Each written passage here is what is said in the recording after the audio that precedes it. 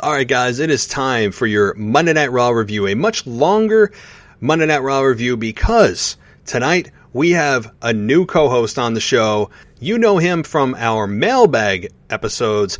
The casual wrestling fan is here to discuss Monday Night Raw, the Royal Rumble, fantasy booking WrestleMania, and what could be coming, who could win the Royal Rumble from the men and women, and so much more. This is a really fun one, guys. Let's get everything started right now.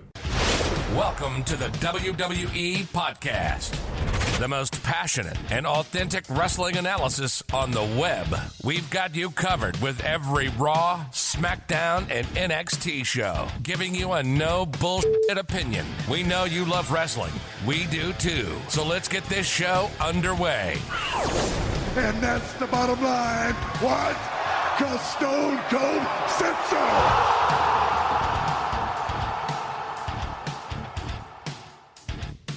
Hey everybody, welcome to the WWE Podcast, and tonight, obviously we have our Monday Night Raw review, but it's a special episode of the Raw review because we've got Mr. Casual Wrestling Fan, one of our staples of the mailbag episodes, calling in as he does every week with his thoughts and opinions, but we've got him here live tonight to cover Monday Night Raw and much, much more. It's not just Raw, but again, in the intro, I said that we cover Rumble and Mania, and we do. We book ourselves into a frenzy with who could win what in different scenarios, especially with Goldberg and McIntyre, all the different scenarios there, possible huge returns, just really an entire just fantasy booking, but smart fantasy booking. I mean, we're not just kind of shooting from the hip. I mean, we do kind of back up our theories with evidence. And so also, as you know, he's one of the callers that disagrees with me on a lot of things, and he does disagree with me live here on the air, and we debate some certain things. So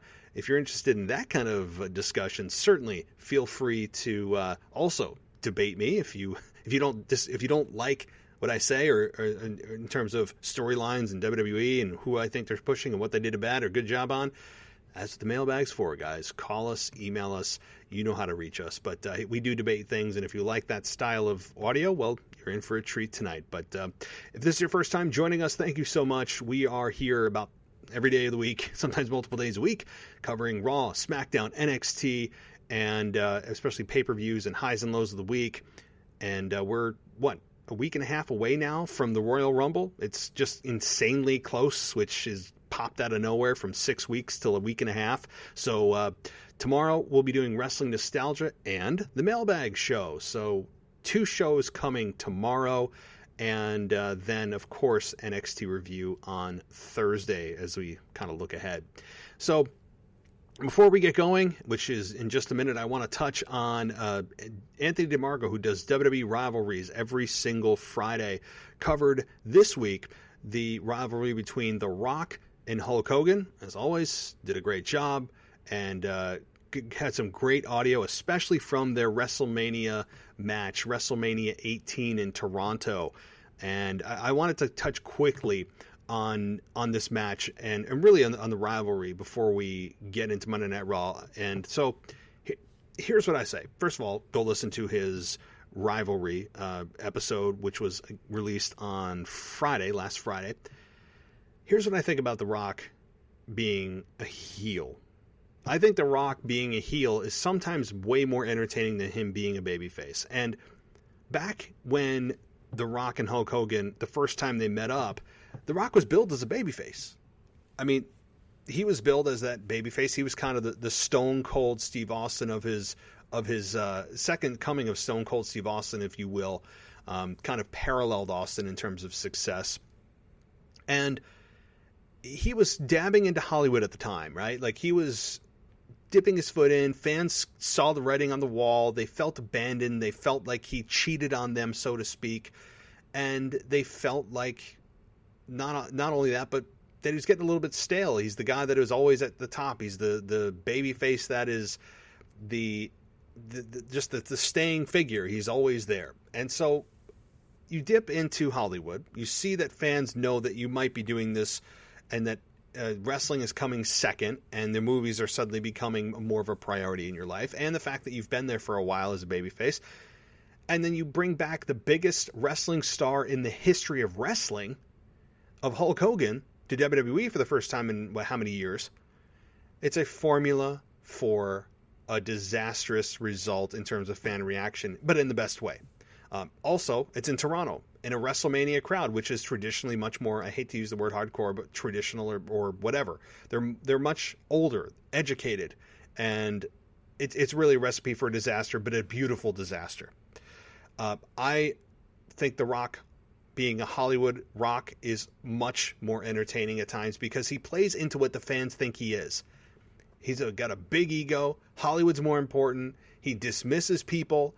He plays that kind of Hollywood snob, but that he knows he's a bigger star than anybody. Like, if he came back as Hollywood Rock today, I think that'd be hilarious. He could still pull it off. But again, I think that Hulk Hogan, being who he was back then, wasn't supposed to get cheered. Jim Ross has said that many times, that he did not expect the reaction in Toronto like they got.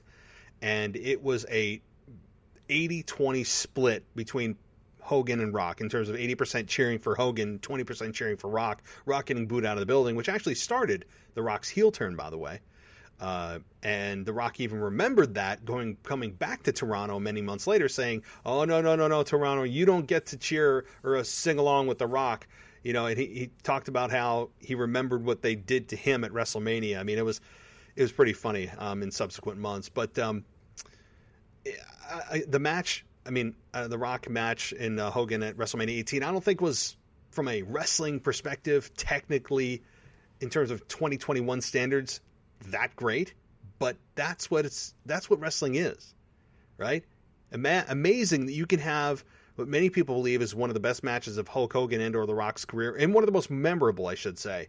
Yet it was, from a technical perspective, one of the least technical matches of all time in wrestling history. It was the crowd was there for every move, every blink, every breath, and they were there to send a message that we love Hogan, we're glad he's back, and The Rock is starting to kind of abandon us. We're getting that feeling. It was just a magical moment. It was a perfect double switch when they didn't even mean to do a double switch. So I just wanted to give you my thoughts on The Rock and Hogan right off the bat, as Anthony DeMarco did a great job of covering on Friday. So, all right, well, let's get to your Monday Night Raw review, because we've got a lot of content to get to tonight with Mr. Casual Wrestling Fan and myself. He even explains why towards the end of the show he calls himself the Casual Wrestling Fan, which makes total sense. So if you're wondering, why did he call himself that? It's at the end of the show, so you'll have to stay tuned for that. But that is it for me tonight, guys. Please check out our website, WWEpodcast.com. If you don't want ads, head on over to Patreon at patreon.com/WWEpodcast. And also Instagram at WWE_podcast. So, guys, thank you so much for listening. Enjoy the conversation. And as always, I'll talk to you next time. All right, everybody, welcome to the Monday Night Raw review. And tonight, as I record this, we've got a special guest. You guys have heard him before. If you listen to the mailbag episodes of this show, you have heard this voice before. It will become very familiar to you very quickly. He's known as the Casual Wrestling Fan. How you doing, man? It's really good to have you on the show. Oh, great, man. I appreciate you for having me on. It's an honor, and glad to speak to the WWE, official WWE podcast universe. All right. Well, or fans. I'm anti WWE universe. So that since we are not sponsored by WWE, we refer to them as fans. I mean, I just can't get over the universe sticker. It just sounds so weird to me. But anyway, I want to jump in before we get into Raw. I want to give you an opportunity to kind of let our audience know a little bit about you in terms of wrestling. And how long have you been a fan, first of all? I started watching in around 99. And, I watched through the Attitude, through Ruthless Aggression. And around PG era, I kind of tapered off. Got a little bit into the indie scene here in Nashville for a couple of years. And then I just stopped watching. And, the pandemic comes and You start getting tired of trying to find WWE videos on YouTube, and you just get the app and you love it, and here I am today. That's cool. I mean, I hear that so many times from people, especially people that like you and I that have started in the Attitude Era, the golden era of wrestling, where it was literally like a WrestleMania lineup every single night, and we took it for granted.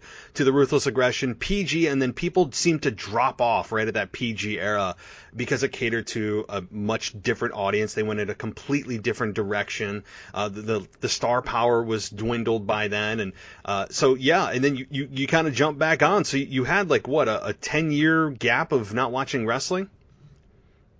Yeah, totally. Like, I didn't watch wrestling at all, didn't keep up with it. But, the pandemic. I mean, when you're sitting at the house and I started watching old, Attitude Era videos on YouTube, and then the quality is horrible. So you just break down and spend the $10, and after going through nostalgia, you start to catch up. Yeah, no, that is so true. And that the YouTube videos, I mean, I don't think I've ever taken a break. I'm not bragging, I just didn't, and I've suffered through a lot of bad months and even years in WWE. So I am jealous that you took some time off and didn't dedicate it to wrestling during some eras and months that weren't that great. You didn't waste any time, but when you talk about YouTube, it makes me, when I go back and watch some of the stuff, and I just go back, I'm like, oh man, it sometimes gives you chills. It gives you that reminder of why you watch wrestling and love wrestling. So let me ask you, when, or not when, but what drew you to wrestling, and what are some of your favorite memories that you look back on and you're like, man, this is awesome. This is why I love wrestling. Well, I got started off in the wrestling literally through classmates. I mean, when everybody's class got the Rock folders and the Stone Cold folders, you're like, good gosh, what are you watching? So they tell you the channel. I start watching. One of my earliest remembrance is Undertaker at the time when he was American Badass character. He had done ran Shane McMahon on the little sign on the left of the Raw stage and revving up at him. And at that point, I'm like, oh, I'm hooked. This is totally cool. So currently to this day, the Undertaker, he's my favorite wrestler. It's sad he put the boost down, but it was time. But who doesn't love Undertaker versus Mankind Hell in a Cell? I mean, good God, I know that's pretty sure that's almost everybody's one of their top matches. But that for me, Hulk Hogan versus The Rock at WrestleMania, to really have Hulk Hogan built as a heel and he's getting the cheers. And I mean, the place was rocking. Great. Eddie Guerrero versus Kurt Angle. Great match. Love the finish. He lies, he cheats, he steals, and he slips off the shoe at the ankle lock for the roll up. Loved it. So that's some of my biggest and greatest matches that I can remember watching as a kid. Man, just even you telling me about those matches now makes me want to watch them again, and certainly the Foley and Undertaker match that nobody will ever forget in the history of wrestling. It never gets old. It never seems to dwindle. It never seems to go away. It's just always at the forefront of fans' minds, especially every time the Hell in a Cell match comes around. Which obviously is built into the WWE pay-per-view schedule now, and obviously most best known for that one bump and Jim Ross's call, which is the most infamous call he's ever made in his entire career, bar none. The Kurt Angle and Eddie Guerrero match, I was there in Madison Square Garden at WrestleMania 20 watching that, and I remember that happening, and people were going crazy, and Latino Heat was on fire. It's obviously very sad that we never really got to see him play out his career, given his heart failure and everything like that. And so you picked some great ones. I mean, definitely ones that are in the minds of fans. And by the way, guys, if you haven't seen Kurt Angle, Eddie Guerrero, I know many of you, everybody's seen Mankind and Undertaker Hell in a Cell. I mean, even if you're not a wrestling fan, you've heard the audio dubbed over something else, or you've seen that clip, you've seen that bump. But Eddie Guerrero and Kurt Angle, you want a wrestling purists match? Man, there is nothing more snug and amateur wrestling / pro wrestling style in a matchup, especially at WrestleMania, that you'll see. So definitely those are some great memories. And I got to ask very simply, though, who is your favorite wrestler? Currently, wrestling, so that's the problem. I'm just a lover of heels. I love heel characters. So the Hurt Business, Roman Reigns. I really don't have a top. Before Undertaker retired, it had been the Undertaker. You know, he was a great wrestler, had a great career. But right now, I'm just riding with all the good heels currently on, besides Randy Orton. Yeah, absolutely. I mean, and Randy Orton, I think Randy Orton's cooled down a bit. No pun intended. I didn't mean to say that, but yeah, I think kind of diving in now to what's going on currently. You mentioned Roman Reigns, and I know this is the Monday Night Raw review and Roman's on SmackDown, but since you mentioned him, I mean, I got to ask, you know, what do you think about this compared to his babyface character with Roman turning heel in late August? It's no comparison. Roman Reigns today has reached heights that Vince thought he would have reached as a babyface. I mean, honestly, he is grade A TV. The only thing I don't like, I love everything about him, and this might be a writer error, but I don't like how they kind of make him look weak during his matches. I mean, Jey Uso interferes too much, too aggressively. I mean, it's one thing if Jey Uso, you know, during the heat of the match, you know, everybody's knocked out and he tries to do something. But, you know, coming in early or coming in often, that doesn't look good for Roman, who should be able to handle himself. That's a good point. And I'm with you that, and I've said, and I stand by it, that I don't think they've really had any missteps at all since Roman turned heel 5 months ago, which is really insane to think that WWE hasn't had a single misstep in 5 months in a single storyline. I can't remember ever in the history of me watching wrestling that I can say that for anything, which is just crazy. But yeah, perhaps that is something if you were going to look at that they can improve on, sure, because you know, typically heels do need help, right? Like typically heels need that heater. They need that lackey to go in and do their dirty work or come in and save them. And I'm not against that logic, but Roman Reigns on his own could be vicious enough and hated enough where he feels unbeatable, where nobody seems to be able to take him down. And I don't mind Jey Uso once in a while being able to come in and help him. But like you said, maybe it is a bit of overuse. I guess the benefactor to that is that Jey Uso is becoming quickly what he says he is. He's main event Uso. He is becoming quickly a big star next to Roman Reigns. And I agree. I mean, Jey Uso, I mean, comparing, I would have never thought that he could have had a great singles run. And I mean, he is. But I still think it's the Roman Reigns effect. You know, Roman Reigns, I mean, whatever's next to him just looks great.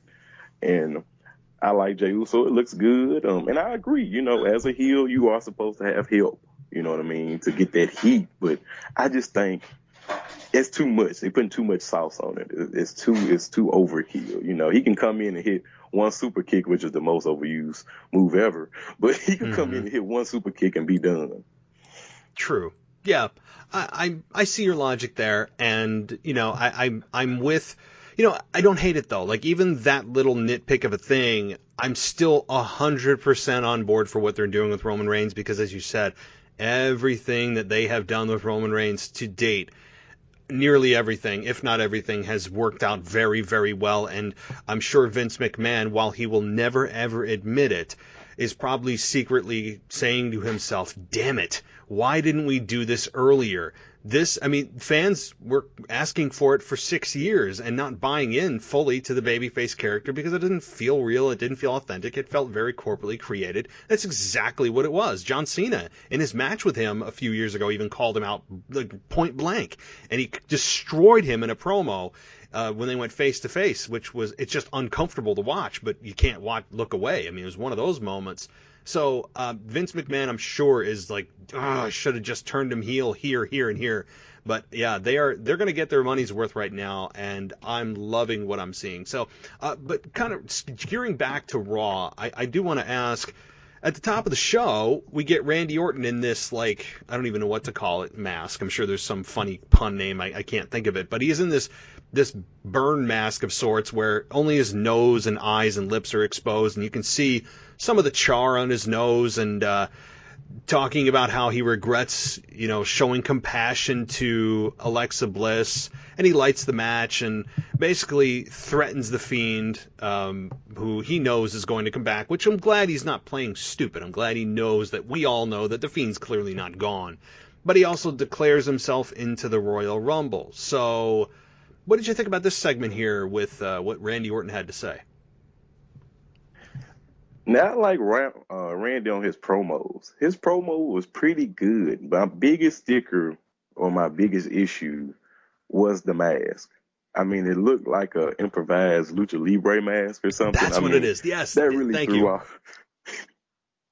I really feel like that really threw off the promo for me, at least. You know, they could have put a paper bag over his head. Anything would have been better than that mask. And I think if they would have picked a bigger mask, I love the promo. I like the darkness of Randy Orton currently. I think it's a good look. Yeah, no, I do too, and I like how they actually at least attempted to make some kind of burns on his face. I mean, the makeup was very well done. I'm glad that they went that road and they didn't just have him out there with like a Band-Aid on his nose or something, and that it looked as good as it could possibly have looked. It looked as good as a fake injury could have looked. And that, you know, he's basically saying that any compassion he had for anyone is now gone, and he's going to wear the mask not only to protect himself, but to shield everyone from the horror he endured. And I'm reading that just to make sure I got his words right. But I think we're, you know, maybe WWE hinting at a somewhat of a character change for Orton, but I don't know how much darker and more sadistic he could get. I mean, everyone that, you know, touches the Fiend has seemed to have changed or evolved in some way. So do you think coming into the Royal Rumble, as Randy Orton has declared himself in, so he's in the match, because that's all you got to do is declare it, except if your name's Ricochet, then you got to have a match to get in.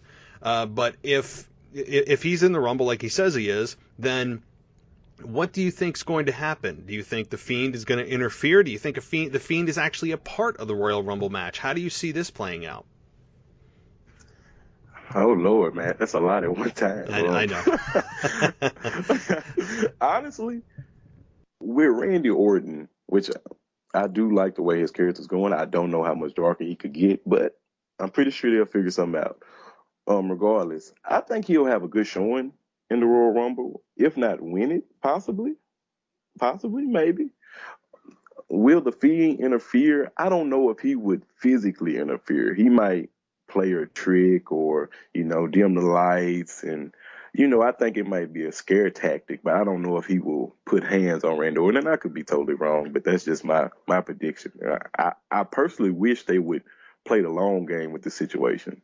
You know, I wish we could push Fiend coming back just a little longer, let it kind of stew a little bit, let him start mess with Randy psychologically. You know, you don't have to take it to WrestleMania, but I really wish they would kind of just lengthen it out just a little bit more.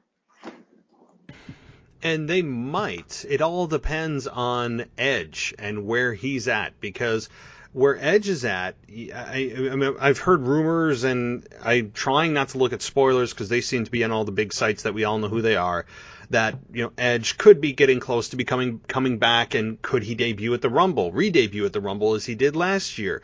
I think that obviously when Edge comes back, he should be immediately injected into the Randy Orton program. But if Randy Orton's still with the Fiend, then I don't know how this is all going to work. There's a lot of moving parts. Perhaps they delay Edge's return until the next pay-per-view. I don't know if it's Fastlane, and then wait until then to allow Randy and the Fiend to kind of conclude their program, I would think. But, you know, Edge, I don't see any other way that Edge just comes back, ignores Orton for a couple of months until it's WrestleMania time. It just doesn't make sense. So do you anticipate Edge coming back at the Rumble or perhaps after the Rumble? Oh, that's another sticky one. I think Edge should come back in the Rumble. I'm not putting my stamp of approval on that right now, but, you know, I could see Edge coming back. And I would like that because if, like you said, if Edge comes back, they would have to put Randy and Edge together. But, you know, the problem with WWE is, like we know, they schedule a week of. There's no long-term future with the writers. And that sucks because right now, Randy is in a feud with the Fiend without the Fiend being there. And Edge is coming back. And, you know, I think that's a lot of mess. They should have just left the Fiend, like I said, just stew. I would be okay with Edge coming back, doing a program to WrestleMania, and then letting the Fiend come after WrestleMania. You know, I'm fine with it being a super long program that wraps back around. That may, yeah. Look, if we were booking it, I think that's how I would do this, because I feel like there's a lot of again, no pun intended, but a lot of gas left in the tank of Randy Orton versus The Fiend. There does seem to be a lot left. I'm not bored of this yet. I don't feel like we've seen too much yet. I feel like there's, if in a normal sequence of pay-per-views, if this wasn't WrestleMania time, I would say, yeah, they've got a couple of months left, a couple of pay-per-views. But obviously, I don't think we can go that far, given Edge is so close to returning and they need to build that. That said, we also have WrestleMania later this year. It seems to be much later, but it's really only a week later. So they have additional time to build whatever programs they have going on. I believe April 10th and April 11th. It just seems super late, but yeah. So look, I think Edge is, if people are wondering, I think Edge is probably going to return.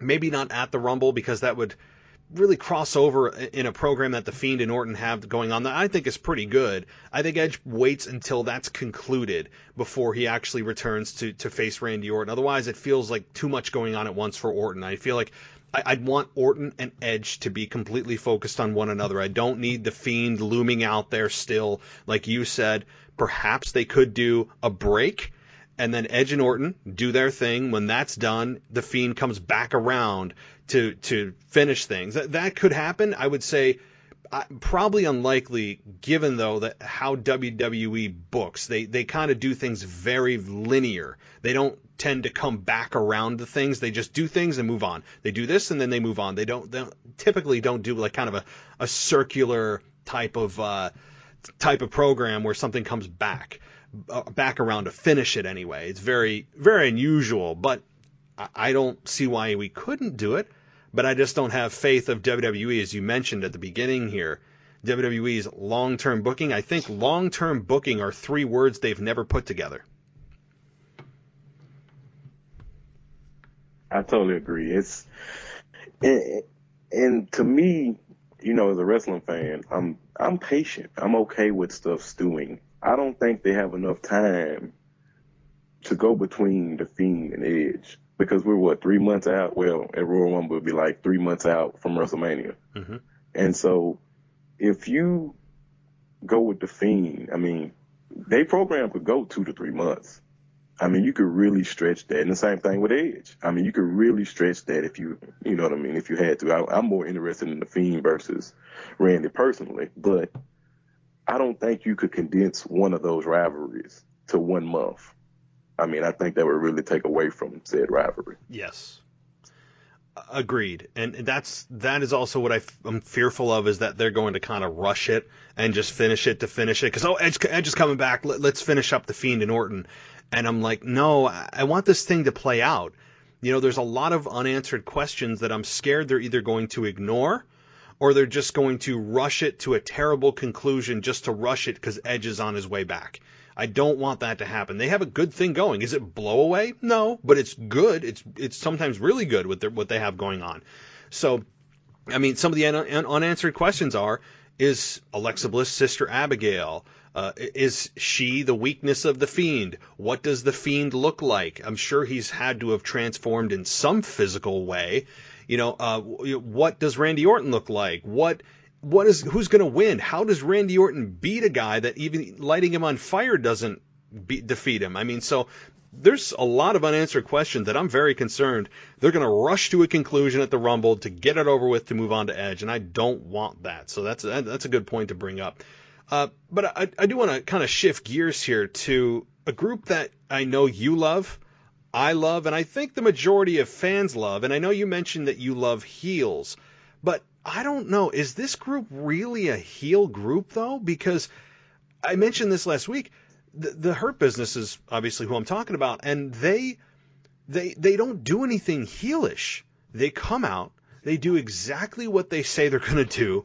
They kick ass, and they win and win and win. They have the United States Championship. They have the Tag Team Championships. They do what they say they're going to do. I don't know why I'm supposed to hate this group. Just because, MVP can be obnoxious? But he's a great talker. So I'm going to let you kind of take the Hurt Business, obviously, with what happened this past week. Given the Lucha House Party, they lost very decisively, and the dissension between Cedric and Shelton. But just go ahead and take your take the microphone, so to speak, here, and let me hear your piece on what's going on with the Hurt Business. All right, well, I'm going to start off with the first point about Hurt Business being a heel faction. Now, I love the Hurt Business. I love heels. But besides the point, the Hurt Business, and this comes from my wife. She's a casual wrestling fan as well. Mrs. Casual Wrestling Fan, heels. Yes. Mrs. Casual Wrestling Fan. And she hates heels, and she loves baby faces. She don't like the Hurt Business because they're bullies. She said they walk around here, they gang people, they bully people, which I love. You know, I love the aggression. I love the ruthlessness. You know, I tell you I'm going to beat you up, and that's what I'm going to do, and that's what happens. And if you got something else to say, it can happen again. You know, and I noticed that a lot of the fans, you know, sometimes I catch myself watching the fans in the background. They do thumbs down the Hurt Business an awful lot. And I don't know if WWE controls who can be back there and what their reaction is, but they do get a lot of thumbs downs when they come out. But I love the Hurt Business. The work that MVP has put into this group, I mean, honestly, he picked up 3 wrestlers whose careers was on a downward spiral. Bobby Lashley was stuck with Lana. Horrible. Cedric Entertainer was stuck with the one and only Ricochet. You know, and Shelton Benjamin, he was just fixing to be turned into a jobber. If he really wasn't already. So the way they put this group together and the length of time it took, you know, this started back in, May? Mm-hmm. This was MVP having a conversation with Bobby, and to bring it on full circle to January is great. On the match, the biggest thing that I don't like about the Hurt Business is obviously Cedric Alexander and Shelton Benjamin. You know, I don't mind Cedric being the young guy, the pit bull, the aggressive guy, to tag in and get the win. I don't mind that. That doesn't bother me. What bothers me is when they're seriously teasing breaking up a great faction. You know, when they're both people are putting hands on each other. You know, this shouldn't happen. You know, Shelton Benjamin is the hierarchy over Cedric Alexander. Same thing for Bobby over them, and MVP's the top. So I think WWE needs to change that quickly. They could have MVP do a promo with Cedric and tell him, hey, this is not Shelton telling you this. This is not Bobby telling you this. It's me. And I'm telling you, calm down, get your head in the game, and then get the group going back to dominate together.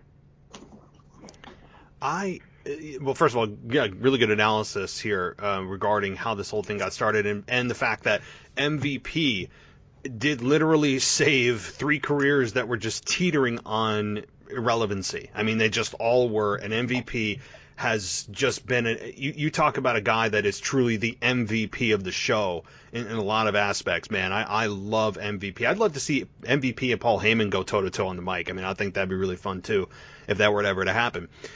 But, I mean, I don't understand. I don't understand why we need to see dissension within the group already. I mean, they're just getting going, right? They have the goal. They have 2 championships in the group. They have a great talker, a great mouthpiece that is the glue of this group.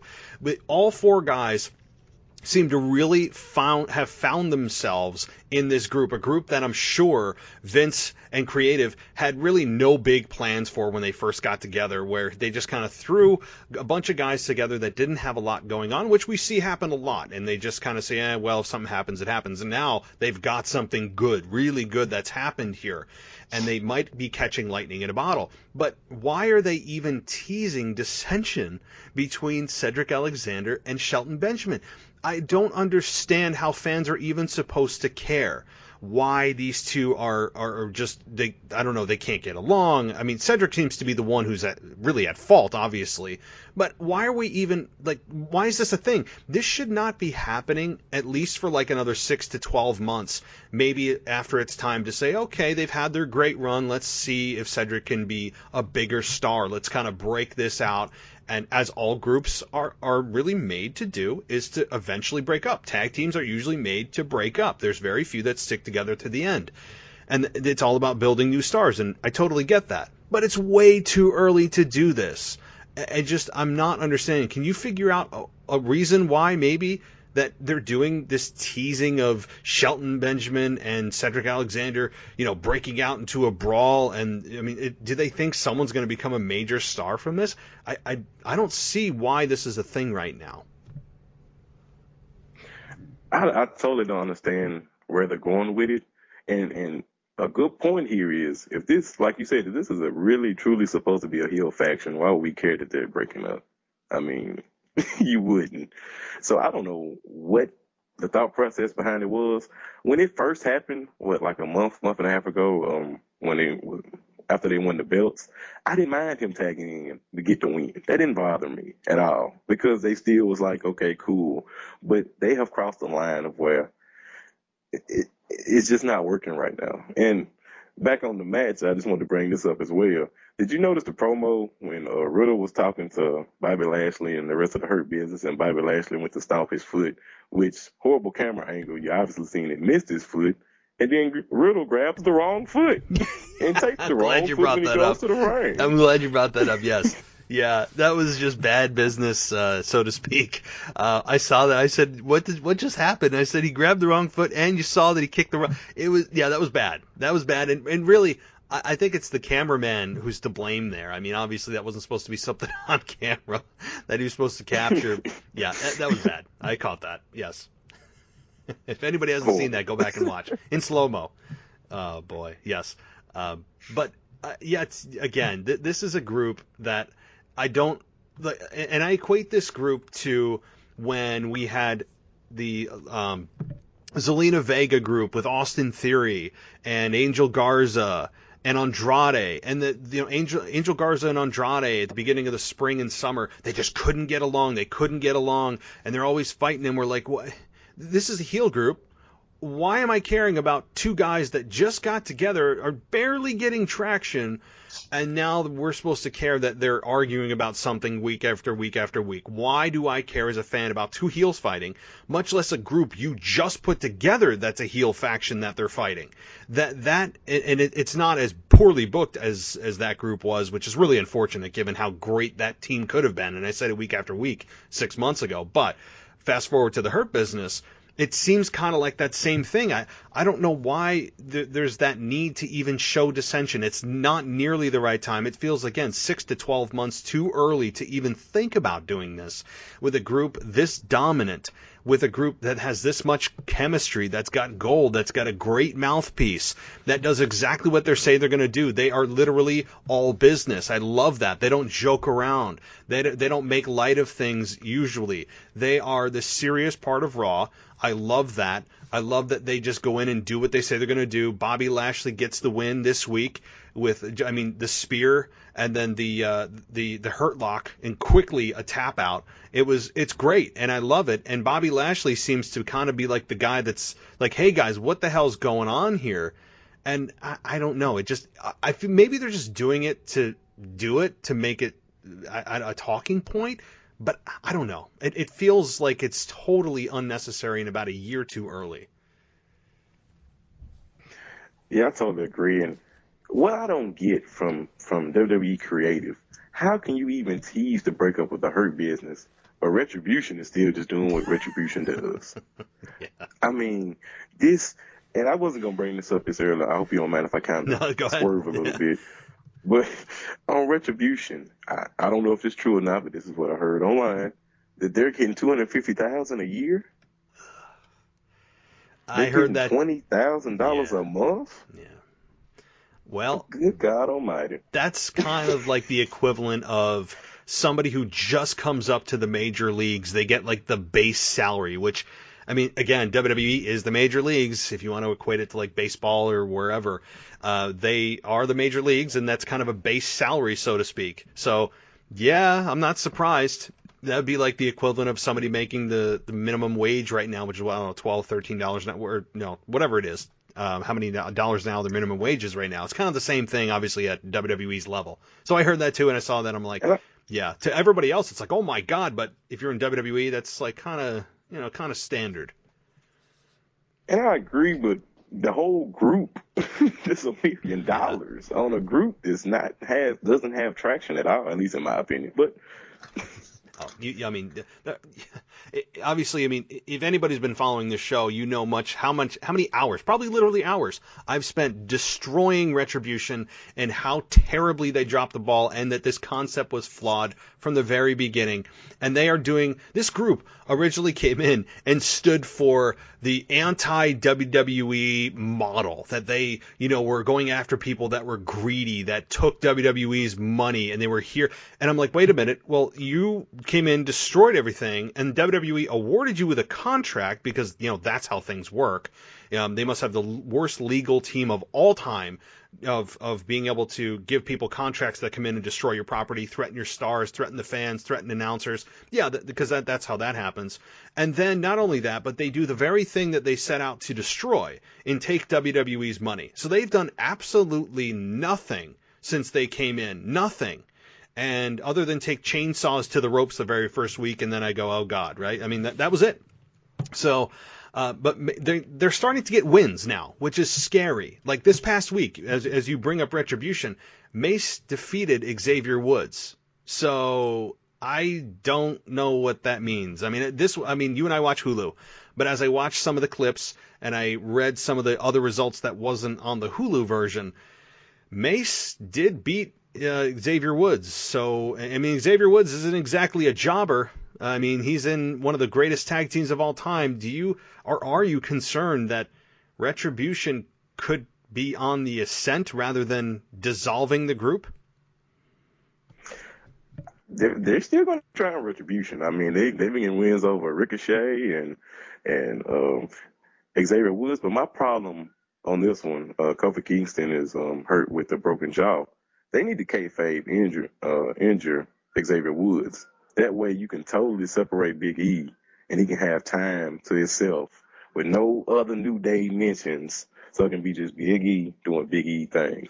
But back on the match, I think they're going to keep trying to slowly ease Retribution in it. I think the writers, in my opinion, which I think are wrong, but they feel like that they gave the fans too much at one time. So now they're going to try to just trickle in a little bit, just get a little better. But I don't want to see it regardless. I mean, the one good thing, out of this entire absolute unmitigated disaster of a storyline, which will go down as one of the worst storylines WWE has ever created. Maybe not as bad as Katie Vick or some other ones that are just infamously terrible, but it's probably in the top 10 of just flops. The one good thing, the one shining star in this entire thing is, I think, Mustafa Ali, who has come into his own as a heel, and his promos, I think, have been really, really good. Now, I don't want it to be with Retribution. If it was on his own or his own faction that made sense, that's where I'd want this to live, not in a dying group with a dying mission and a complete flop of a story. But Mustafa Ali has, I think, been kind of the breakout in an otherwise just complete disaster. But that's the problem. Mustafa, as he likes to say on Raw Talk, Ali, Mustafa. He was tied to a sinking ship. He had so much potential, and I think he's great in the group, don't get me wrong, but they are missing the potential. Like you said, if they would have gave him his own faction, regardless on which he makes a great heel. Oh, I love it. I love the intensity in his promos, but I just feel like they put him, it's like a coach going to a losing NFL team and getting 2 years to fix it. I mean, it's not going to happen. And I think the group, with or without Mustafa Ali, I don't think it's going to work. That's a good analogy of him being tied to a sinking ship, and he's doing the absolute best he can with this sinking ship that's going down. I mean, it's going down, and there's not much he can do about it other than make the best of it. But I think, again, even when this entire ship finally makes it to the bottom of the ocean, which we all were just praying will eventually do sooner than later, I think he has established himself, though, as a good to great talker. His intensity in promos, he feels authentic. He doesn't feel like he's memorized lines. I mean, he does have that authenticity about him that's really, really difficult to teach. He just has it. And I'm really looking forward to post Retribution disaster, where does Mustafa Ali go? And that's what I want. I don't want him to go back to the babyface that just does cool moves like Ricochet, who is, albeit probably the best athlete they have on the roster. He's a guy that is superficial as hell when it comes to character development. He's a very one-trick pony in that people only look at his athleticism. They don't look beyond the athleticism to a personality or a character that you can connect with and feel something for. And that's maybe not to the fault of Ricochet, but let's be honest, we all look to Ricochet for his crazy reversals and his insane moves that he does, and that's great. And credit to him, and he's absolutely amazing. But I don't want Mustafa Ali to also suffer that same fate. And I don't think he will, because I think he has more character than people realize. And I hope they don't drop the ball on this. But any final thoughts on Mustafa Ali and Retribution? Just really quickly. Yeah. Mustafa Ali, he was kind of in the same boat with Ricochet. So was Cedric Alexander. Cedric Alexander and Mustafa Ali both have really dug deep, and they're knocking out the park. Both of them, you know. And I don't know what they have to do with Ricochet, but as you said, his moves is only going to take him so far. I mean, that's like Kofi Kingston in the Royal Rumble. I love it every year, but it's going to be 1 year when he's going to run out of tricks. Mm-hmm. And so I feel like that's where Ricochet is, and they need to do some character development. He needs a deeper persona. You know, kind of like what they're doing with Apollo Crews. I like his edginess, but I'm not going to get on SmackDown. Well, at the same time, I mean, Apollo's, I think, about to break out, which, I know it's not a SmackDown show, yes, but I'm really excited for what I saw. Again, it was just a conversation with Roman Reigns, but everything Roman touches right now is turning to gold, and I think a heel Apollo Crews is going to do wonders for his career. I'll just say that. I totally agree. Last point. Yeah. Him on Talking Smack with Paul Heyman the week before was just incredible. I mean, Paul Heyman always lays down a good promo, but the way Apollo Crews was receiving what was getting sent to him, I'm totally tuned in. Mm-hmm. Yeah, this to me is I think we can finally say goodbye to the ever smiling, athletic Apollo Crews, of which those are the only two things he's known for. I mean, a great guy, really good in the ring, but what do people know about Apollo Crews other than he's athletic and he smiles a lot? The answer is nothing. So I think that finally it will be time for Apollo Crews to get the Roman Reigns rub, of which is the hottest commodity in wrestling right now. And I'm very excited to see how this evolves. I mean, I'll just say that. I know it was just a conversation, but I think that little conversation is going to spring into something much bigger. So stay tuned for that. But all right, moving on, though, I do want to talk about something that was woven throughout the entire show and was really the main event of the show, in Asuka and Alexa Bliss. Now, they built to this throughout the show, which is fine. I'm fine with a female main event if it makes sense. And Asuka, as the Raw Women's Champion, of which we all kind of forget she's holding the Women's Championship because she almost never defends it, against Alexa Bliss, who I think has been doing an absolutely spectacular job as the stand-in connection to the Fiend, the inevitably returning Fiend in the coming weeks.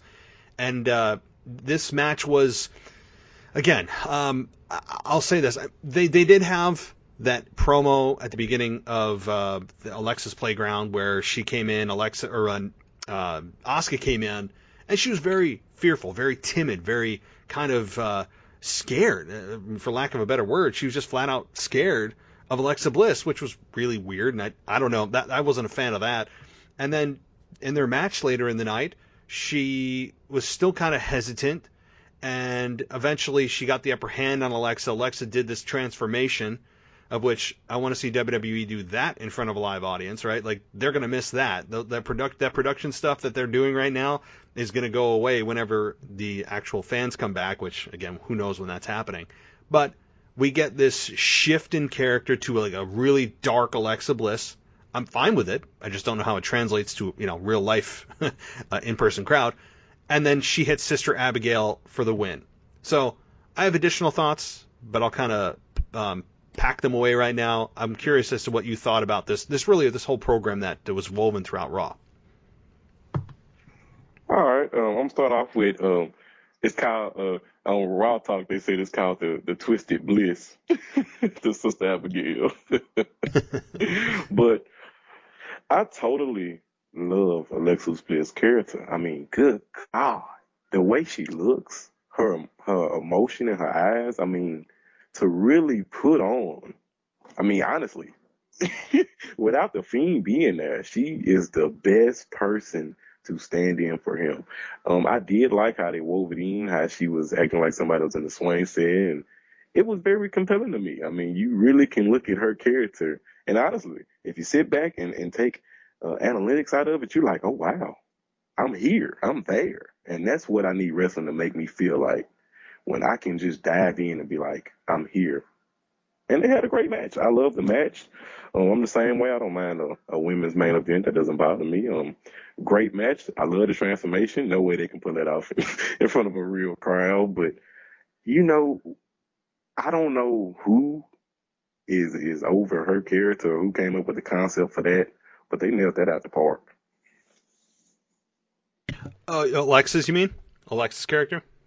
Yes. Oh, yeah. So Alexa, I mean, she seems to be getting better by the week. I think at first she wasn't kind of sure how to portray this character. It was so different from what she's done over the last several years. And she, to me, is, and kind of an early spoiler, I think she is now the front runner to win the Women's Royal Rumble. I think she has passed Bianca Belair, which is a close second for me, and Sonya Deville, that I was hoping would be more towards the top, and she's not. But I mean, for me, I put Bianca Belair and Alexa Bliss kind of 1-2 right there of who could win the Women's Royal Rumble. But this program, I agree. Like, they in the ring are really good together. I didn't have any concern about the quality of the match. The only thing I was a little bit kind of put off by is that why is Alexa, or Asuka rather, be acting like she's so afraid of Alexa Bliss. It was weird to see Asuka, the Raw Women's Champion. She's been through battles. She's been through WrestleMania main events. She went on like 100+ winning streak. The one she's not afraid of anybody. She'll fight anybody. And all of a sudden she just kind of cowers like a schoolgirl against Alexa Bliss. Now, the only thing I can think of that doesn't make me angry is she's tied to the Fiend. And the Fiend is capable of anything. Look what the Fiend did to her, and maybe she'll bring the Fiend back. So I want to rant about it, but when I think about that she's tied to an evil character that maybe she can call upon at any time, I'm like, okay, I get it. I understand maybe why Asuka's a little hesitant. So I'm actually going to not rant on that. I thought I was going to come on here and do that, but I talked myself out of it. And Asuka, to me, she's Raw Women's Champion. She's the Women's Tag Team Champion. But I think it's time for the Raw Women's Championship to kind of move on. It seems like it's getting a little stale with Asuka. Maybe that's because she doesn't defend it, and she won it back in May, unknowingly won it at Money in the Bank in May. So, I don't know. Maybe it is a combination of things, but I loved this. I love that the women main evented the show, and that it was deserving of it, not just because they're the women and they should main event, but it was actually a deserving storyline. And having the lights kind of dim and the camera tricks and her going dark, and then at the very end, after the match is over, she goes back to the kind of happy-go-lucky evil character. I love this. I mean, I have no problem at all. I think Alexa Bliss has completely, as you said, knocked it out of the park, and the execution of it, not even just the idea, but Alexa Bliss executing it to how well she has is credit to everybody that's involved in this. So I really don't have a whole bunch of negative to say about this, even though I thought I was going to. Well, man, I tell you this. I know why Asuka was scared, because I would have been scared, and I bet you'd have been scared in that too, man. Probably. I mean, yeah. The way she was looking, good God almighty. But I do understand that point. Asuka's the women's champion. I didn't know that, because it's really not that relevant when she holds the belt. Sad. Sad, yeah. Number one, I don't like for a world champion to be tag team champion. I don't like that personally. I think that's dumb, because eventually you're going to be weak because you're going to drop one of the titles. So I don't like that. I agree. I think it's very stale. I think it's about 2, 3, 4 months stale. I mean, and her and Charlotte being tag team partners, I really would like for them to drop it. I don't even care if it's back to Nia Jax and Shayna Baszler. I mean, I'm okay with that. But I do think they need to drop the tag titles. I agree. I think Alexa Bliss has a great chance of winning the Royal Rumble. The only thing, I feel like Alexa, even though she will be the best champ, I don't think she needs it. I don't think her character needs any validation. I mean, she goes in there, she uses her powers, as Asuka found out. I don't think she's like the Undertaker. I mean, the Undertaker don't need it. The Fiend doesn't need it. You know, I think the character stand alone, and I think so. Could she win it? Yes, but I would say I wouldn't want her to win it. Well, yeah. So they could go that road, and the thinking is too. I'm actually on board with the whole thinking of the Fiend never needing a championship. I've thought about that for many months, and they rushed, I think, too quickly to give him, what was it, the Universal Championship at the time, and I wasn't a fan of it at all. And we all know what happened with Seth Rollins at Hell in a Cell and all that just nonsense. But Alexa Bliss, does she need the belt? I don't think she needs the belt, but I think the championship needs her. And I think that Asuka, as credible as she is, hasn't done much with it. Creative hasn't done much with it. It's been just sitting there just like a loaf of bread on a shelf getting stale. And they haven't added much value to it. The focus has actually been on the women's tag team belts with Charlotte and Asuka, although over the last few weeks that's also been forgotten because they've kind of delved into their own storylines, and we'll get to Charlotte next. But with the Raw Women's Championship, it feels very kind of just like a prop. It doesn't feel like it's super important. No one's asking to challenge for it. There's no tournaments. There's no number one contenderships for it. It's just kind of there. And I believe the last time that she even defended it, albeit this is kind of I hate to say joke of a match, but when Lana was basically forced by Asuka to challenge for it about 2 months ago, that's the last time that she was even put the belt up for an opportunity for somebody else. And so does Asuka or does Alexa Bliss need it? No, but I think the championship needs her, and maybe she holds the belt, and whoever can snap her out of this is whoever takes the belt from her maybe is what snaps her out of this spell that the Fiend has on her. I don't know. I mean, there's a lot of ways to go with this, but I think it'd be kind of cool seeing Alexa Bliss carry that championship every single week. I don't want the Fiend as champion, but I think Alexa Bliss, it's been a really long time since Alexa Bliss has been champion too. I don't even remember the last time. It's probably been a couple of years since Alexa Bliss has held the Raw Women's Championship. So there's also that too. Well, see, I'm totally opposite from you on this one. I feel like the Fiend should be champion for a long time. You know, I feel like the Fiend should literally hold the belt, and I'm not exaggerating, 2+ years. Whoa. I miss the days of a dominant champion holding the belt. I mean, like JBL. Good God, I hated JBL, but he would hold on to the belt. The Fiend being a champion for years, not being able to take it from him. You know, I think wrestling needs that. It's been a while since we had that. We're spoiled. Belts change all the time. I don't mind belts changing on free TV, but I do think belts kind of change a little often, especially the top 2 belts, besides Asuka, obviously. But I would love to see the Fiend have a long run. I would love for Alexa Bliss to be next to him the whole time. You know, but I don't think her character needs it. And I agree. The WWE Women's Championship, it needs validation. I mean, what Asuka's done, not defending it, not really being any rivalries even involving it, I mean, that's doing a disservice. So I agree with you on that fact. But I do think other people, Shayna Baszler, Nia Jax, I love Nia Jax heel, but I think somebody else should take and run with the podium, you know. Obviously, they want to give it back to Charlotte eventually, but I don't like the babyface Charlotte, if that's what she's supposed to be. Yeah. But that's my thoughts on that. Yeah, no. I see what you're saying, and look, I am all for. I'll agree with you on this. I'll agree with you on that. I would love a champion that is years. Imagine. I don't think it'll ever happen. I think there would be revolt. I think people would get just literally up in arms about the fact that someone even holds it for like 6 to 12 months. I mean, people even start to get antsy after a couple of months, which is also speaking to the attention span of today's younger fan. You and I would love a long-term run for a heel as champion. I think, you know, you get to WrestleMania and you think, oh, that heel's finally going to drop but it's WrestleMania, and they retain. You get to the next WrestleMania, they retain. I mean, the thing is, though, to keep that momentum going is not easy, especially with one person holding the belt for that long. I would enjoy Roman Reigns that long as champion, and I despised him as champion as the babyface. But in this current character, if Roman Reigns were to hold it, and it's a year from now, it is January 19th, 2022. I would be so angry at Roman Reigns as champion that he still is champion. Imagine the heat he would have.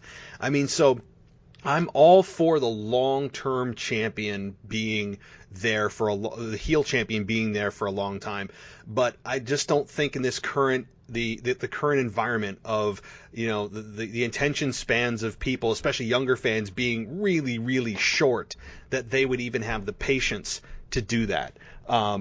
However, when you look at what they've done in the past with Roman Reigns, I mean, could it happen? I could see him, you know, capturing or retaining it for several months, but I don't know. The Fiend, though, I don't think needs it, only because how are you going to beat him? Unless your name's Goldberg from last year, how are you going to beat him? Lighting him on fire doesn't, you know, make him go away. I think they've kind of booked themselves into a corner that he's the guy that just doesn't sell anything.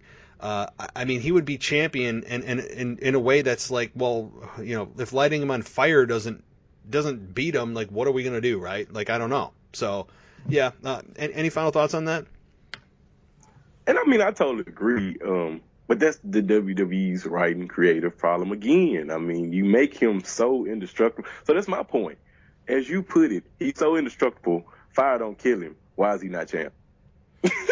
Well, he hasn't focused on the championship. I mean, so exactly. But I'm saying, if you can't light him on fire and get rid of him, how can he not get the belt and be champion for a long time? You know, what would keep him off the path for the championship? You know, in a logical world. But I do agree, he doesn't need it at all. I would love to see him do that with Roman Reigns. I would love for Dallas and then LA come around and he's still champion. Imagine. That wouldn't bother me. Oh, man. Or they could have did it with Randy Orton. Instead of giving the belt back to Drew, Randy Orton is hated. I don't like Randy Orton, and I love heels. Mm-hmm. And so they could have ran Randy Orton for a while. And to that quick point about Randy Orton, since he brought that up, I mean, Drew McIntyre is doing these at-home promos, and he made sure this past week to sit in his home gym and show us how much he can bench, which I actually added up. I think it's like 405. He was benching 405 based on the number of plates that was on the side. I mean, it was just so obvious. But he talked about how he has a unblemished record, or he said, look at my record of defending the WWE Championship. You know, that basically was flawless and he's never lost. I'm like, wait a minute. Are we just all forgetting about Hell in a Cell? I mean, are we forgetting about that pit stop that you didn't have the belt for 3 weeks because you lost it to Randy Orton, which I really, really disagree with now that they didn't do anything with it. I thought that, okay, they're going to do it. Let's take Randy Orton to the extreme, make him champion, let him go crazy, and build all this heat. But they didn't do anything. They just gave it back to Drew on free TV, you know, 3 weeks later, and oh, he's champion. Okay, great. I was really not happy with that result of not just Randy winning, which I was fine with because he was a great heel, but just the follow-up. Like, well, if he just held it for 3 weeks, what the hell's the point?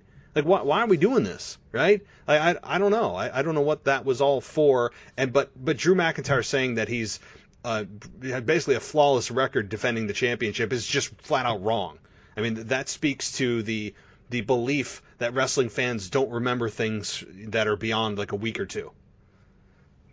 And my thing, think about this. Let's just back up a little bit. Say Randy doesn't lose the belt. He faces the Fiend in the Inferno match for the belt and lights him on fire. Good God, he's the best champion ever. They missed, and I don't know why they dropped it. Personally, I think it was because of Survivor Series. That's just I don't know. You know, I'm not big on the spoilers myself, but I think that was the problem. You don't want to see Randy versus Roman. They're both heels. Whether true or false, I don't know. But I think that was their thinking. They short-term booked it. They said, oh, God, we messed up.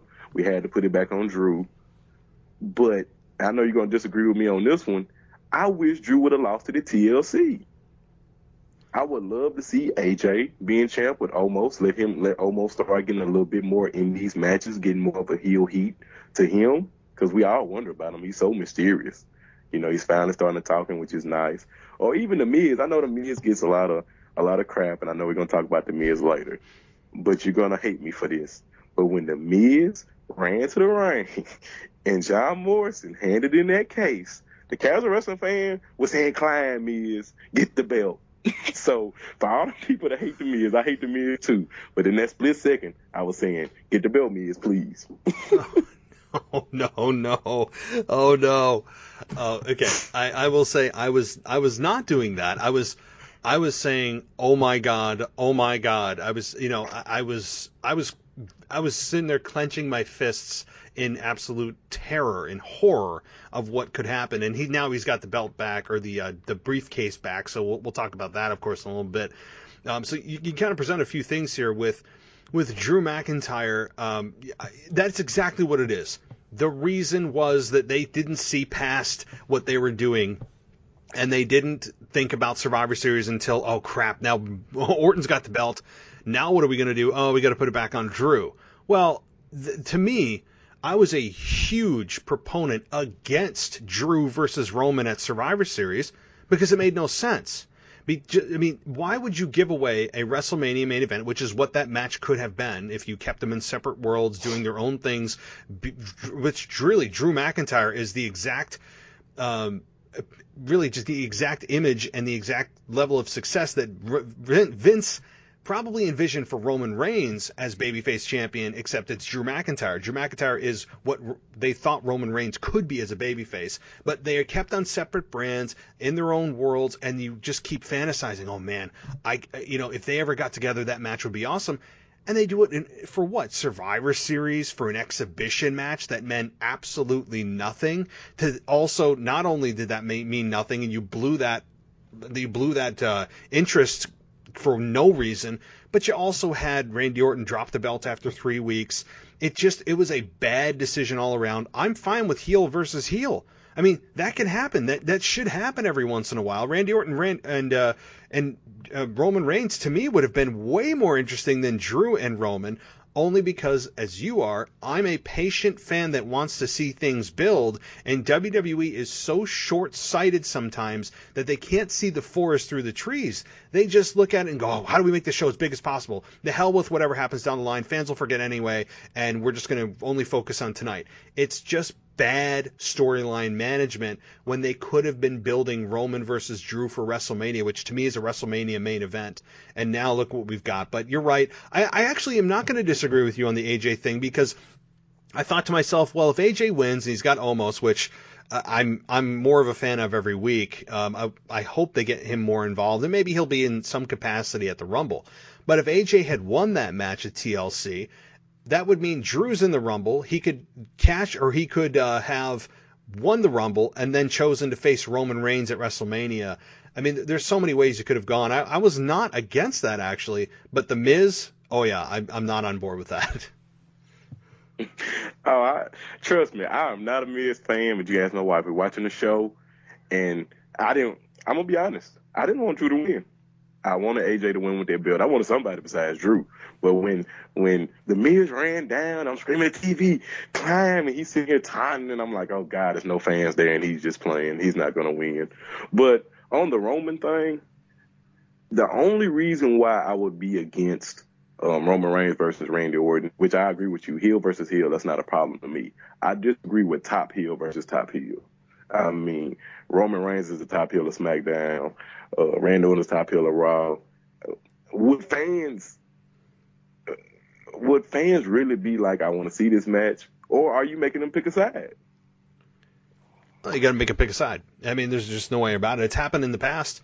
I mean, I don't know if you remember back in 2000, if you were watching with Kurt Angle versus Triple H. Both were heels at the time, and they didn't disseminate. Yeah, I mean, but you know, Kurt Angle was the top heel. I mean, good God.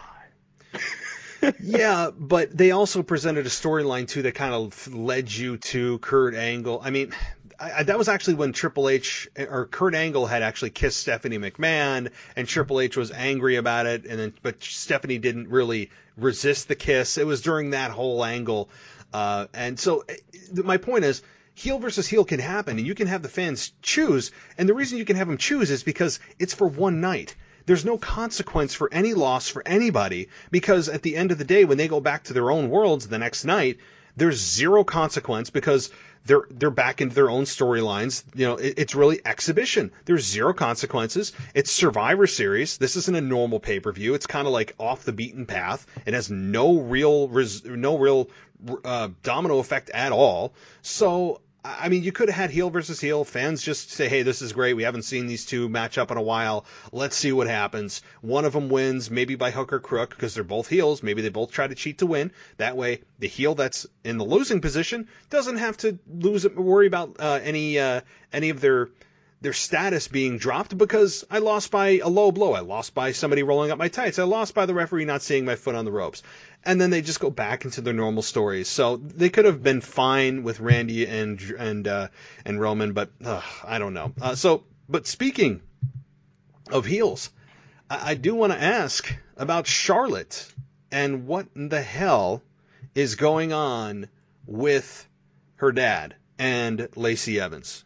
So I'm going to toss this to you because, well, this past week we did get Charlotte.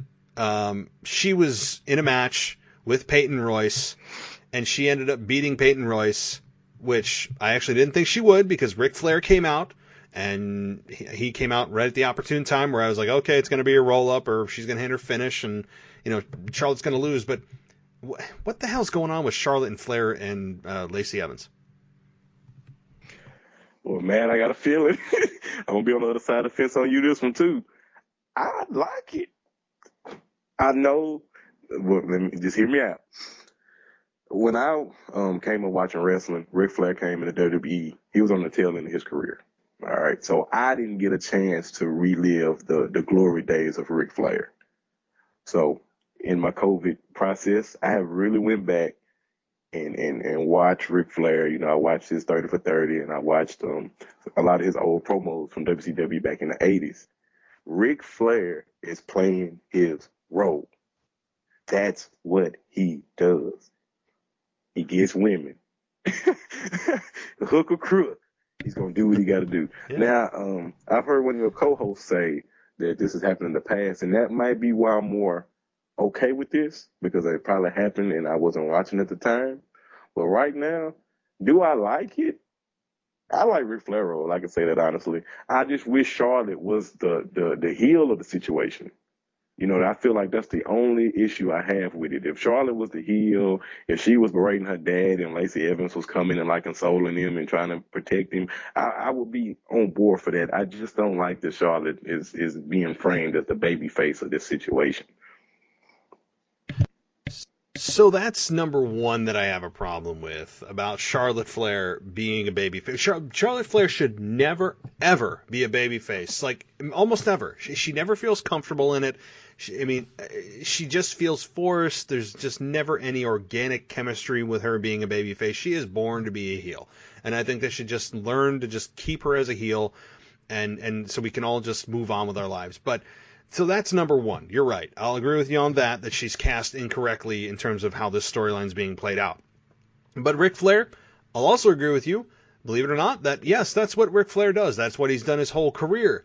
At 72 years old, more power to him if he wants to go, and get a 29, 30-year-old woman, and that in storyline, of course. That's great. Go for it, man. Send her back to your hotel, whatever. I get it. He's still styling and profiling at 70-some years old. Congratulations, Rick. And, no disrespect. That's what he does. That's his gimmick. That's wonderful. Here's the problem with all of this, is that what's the end game? You can't do an end game for this because you can't have Charlotte Flair versus Ric Flair. You obviously you can't. You can't have a match. Charlotte probably won't even slap him. There's no physicality that's going to come to Rick because of his condition, and rightfully so. So there's no payoff to this. And you have Charlotte Flair, who has forged her own career outside of her dad, has really come into her own. She doesn't need her dad anymore. She got into this business because of her dad, no doubt, but she has stayed in this business and thrived in this business and succeeded in this business because of her own efforts, her own execution, and creative, certainly, that helped her along the way. So Ric Flair is no longer needed in any capacity whatsoever with Charlotte Flair. It's kind of like taking 3 steps back, as if everywhere Charlotte goes, oh, now you think of Rick, or Rick and Charlotte. No, this is about Charlotte. Rick is, to me, he had his time. It's time to move into Charlotte's reign and what she's doing. On top of that, they're not even allowing Rick to really explain anything. Lacey Evans spoke for him. Charlotte, in her promo after the match, didn't address Rick. She addressed Lacey Evans. So obviously they're getting to a Lacey Evans versus Charlotte match, which I don't know what they're fighting over. I don't know what's the anger. I mean, I don't know. Okay, you're sleeping with my dad. Well, so did like 300 other women. Join the club. So I don't. This to me has no payoff. It takes the focus away from Charlotte Flair, which it should be on Charlotte. The women's tag team belts are long gone in the minds of fans in terms of being, in prominence and in focus. It's about Ric Flair sleeping with Lacey Evans. Why the hell is that the focus of this past Monday night? I don't know, but that's where we're at. It is, and it's funny the way you say it. I mean, I agree to a certain extent. I don't think this. Obviously, this is not to give Charlotte a rub. I mean, we can agree on that. This is not a Charlotte rub. So I don't think that Ric Flair has virtually anything to do with Charlotte besides me and her daddy, which we all know, so it's not like a secret. But I don't mind it. I mean, Lacey Evans took a ride on Space Mountain, as Ric Flair would say. Yeah, no, I hear that. Yes. Yeah. Yes, but that's his character. And I agree. Maybe the storyline should be without Charlotte in it, or like I said, maybe she should be the heel. But I do agree. I don't think it has an end game. You got a good point there. What's the end game? Her being even more of a baby face and saving her daddy from Lacey Evans? I mean, good God, that's even worse. Yeah. That's the thing. Okay, you beat Lacey Evans. Is that going to really stop her from sleeping with your dad? Or should you even care of who your dad sleeps with? You and Lacey Evans aren't exactly friends. It's not like one of your close, kayfabe friends ended up sleeping with your dad and they betrayed you or whatever. No, this is Lacey Evans, who is an opponent anyway. So, okay, you beat Lacey Evans. What's the stipulation? You can't sleep with my dad anymore if I win? Okay, how you policing that? I mean, this is bizarre. It's just to get Ric Flair on TV, I think. Although he's not playing a big verbal role, which, I mean, I'd like to at least hear the explanation or what's going on or what. Nothing. There's no direct connection between the two. And all of this, out of nowhere, Rick ends up trying to cost, and does cost, his own daughter 2 matches in a row, 2 weeks in a row, obviously last week and the week before. So, I mean, why do you have to turn on your own daughter if you want to sleep with the girl? Why do you have to turn on your daughter to sleep with Lacey Evans? Again, this is also, of course, storyline that we're talking here, but this is just weird. I think it's really taking the focus off of what Charlotte should be focused on. And there's no end game. There's none. Okay, Lacey Evans and you in a match. That's it. For what? Just because I don't like you because you're a heel and I'm a babyface and you're sleeping with my dad? I don't know. Oh boy. Okay, anything. Yeah. Let's remember this though, because I think we're forgetting this. Charlotte is a tag team champion. So is Asuka. Peyton Royce tags with Lacey Evans. Oh yeah. Maybe this is the end game, is to get the belts off of Asuka and Charlotte. I mean, obviously, you wouldn't think those two would lose to Lacey Evans. Yeah, I'm fine with it though. But with Ric Flair factor. Yeah, I just don't know why he needs to go after his daughter to do this. I mean, that's why. That's a thing. It's not like again, Charlotte and her dad can't have a match, and they've kind of had that on again, off again relationship. We've seen Charlotte turn heel on Rick before. And then they got back together. I mean, we've seen this play out before. This isn't anything new, except now Rick is the one turning on her. I guess it's the only combination we haven't seen. But if this is an end game to just get the belts off of them, fine. Because I don't think they should be tag team champions right now. Like, as you said, with Asuka being a double champion, I don't think that is really something that really is a benefactor to the women's division when you have one woman holding 2 belts, just like when Becky Lynch held the SmackDown Women's Championship and the Raw Women's Championship. I don't know. I mean, you can only hold those belts for so long before you eventually have to just drop them, and I hope that that's what happens here, because Charlotte and Asuka don't need them. They added credibility, mission accomplished, and they put focus on the women's tag team belts, but that, I think, is much better suited to a team that needs to kind of grow, and that is maybe Peyton Royce. I mean, she broke up with the tag team just to get back in another. It's a really odd one there too. But okay, I do want to move on. And one last point. Yeah. Can I get in there with last time? I'm sorry. Shoot. Also, that could be a vehicle to turn Charlotte heel. They could have the match. Charlotte loses because her dad interferes. She gets mad. She beats Asuka up and tells her she won a match. And since everybody can just announce they want a match, and there you go. All of a sudden, Charlotte's back heel again. The belt's off of them, and everything's accomplished. Yeah. Look, if those two things happen, if they drop the tag team championships and Charlotte turns heel, only to see Ric Flair, I mean, just so we could see Ric Flair like make out with Lacey Evans, and fine. Like, I will take that as a balanced equation if those are the two things that happen. Just if we need to continue to see Ric Flair out there. Again, it's not the worst thing I've ever seen. It just is bizarre because you can't pay this off with anything other than maybe a heel turn and a drop of the tag team belts. Fine. I will take that deal if it was presented to me. So, okay. The next thing here I want to ask you about is, oh gosh, the Miz segment. And the Miz and Morrison, because we got to have a dirt sheet or a talking or a what's the other one? A Miz TV almost every week. Almost. I don't think it happened last week. They took a week off last week. But we got the dirt sheet this week with Goldberg that we were told was going to be there, and it came out to be Gilberg. And then Drew McIntyre's music hit, and it was a midget version of Drew McIntyre. Now, we've seen these things play out in WWE's history of midgets playing, you know, whoever. We've seen this many, many times throughout the years, so this isn't a new concept. But we got Gilberg. We've got the faux Drew McIntyre. What did you think about this segment? Did you enjoy it? Did you laugh at it? What did you think? Let me start off by saying Corey. Don't even. I'm playing. Don't even. Oh, God. Oh, it's under my skin. All right. Let me be honest with you. Honest opinion. When Gilbert came out, I laughed as hard as I could. I mean, once again, back to nostalgia. It was hilarious. It was funny. Me and my wife with the sparklers and the fire extinguisher. I mean, I'm not going to lie. I seen it again on Raw Talk later. I laughed again. It was hilarious. But after that point, all the rest of that was crap. You know, I'm not finna nitpick it. Everything was horrible. But obviously the Drew McIntyre character, Lord have mercy, you didn't even try. Like, they're trying to be funny, and it's not. Gilbert came out there. He did the Gilbert thing. It was hilarious to me. He didn't try. He just do what he always do. The Miz and Morrison banner was horrible. You know, I'm going to let you do your rant. I know you got a rant coming, but I want to put this in there too.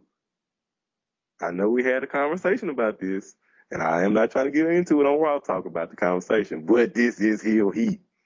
As your man said last on your Sunday review, it might be channel changing heel heat, but it's still heel heat. Okay, so here's what I'm going to say about, first of all, just your last thing first, about heel heat. I think I've come to a much clearer way to say this. And you know what? You're right. Heel heat, whether it's channel changing or you want to see that person get beat up, is heel heat.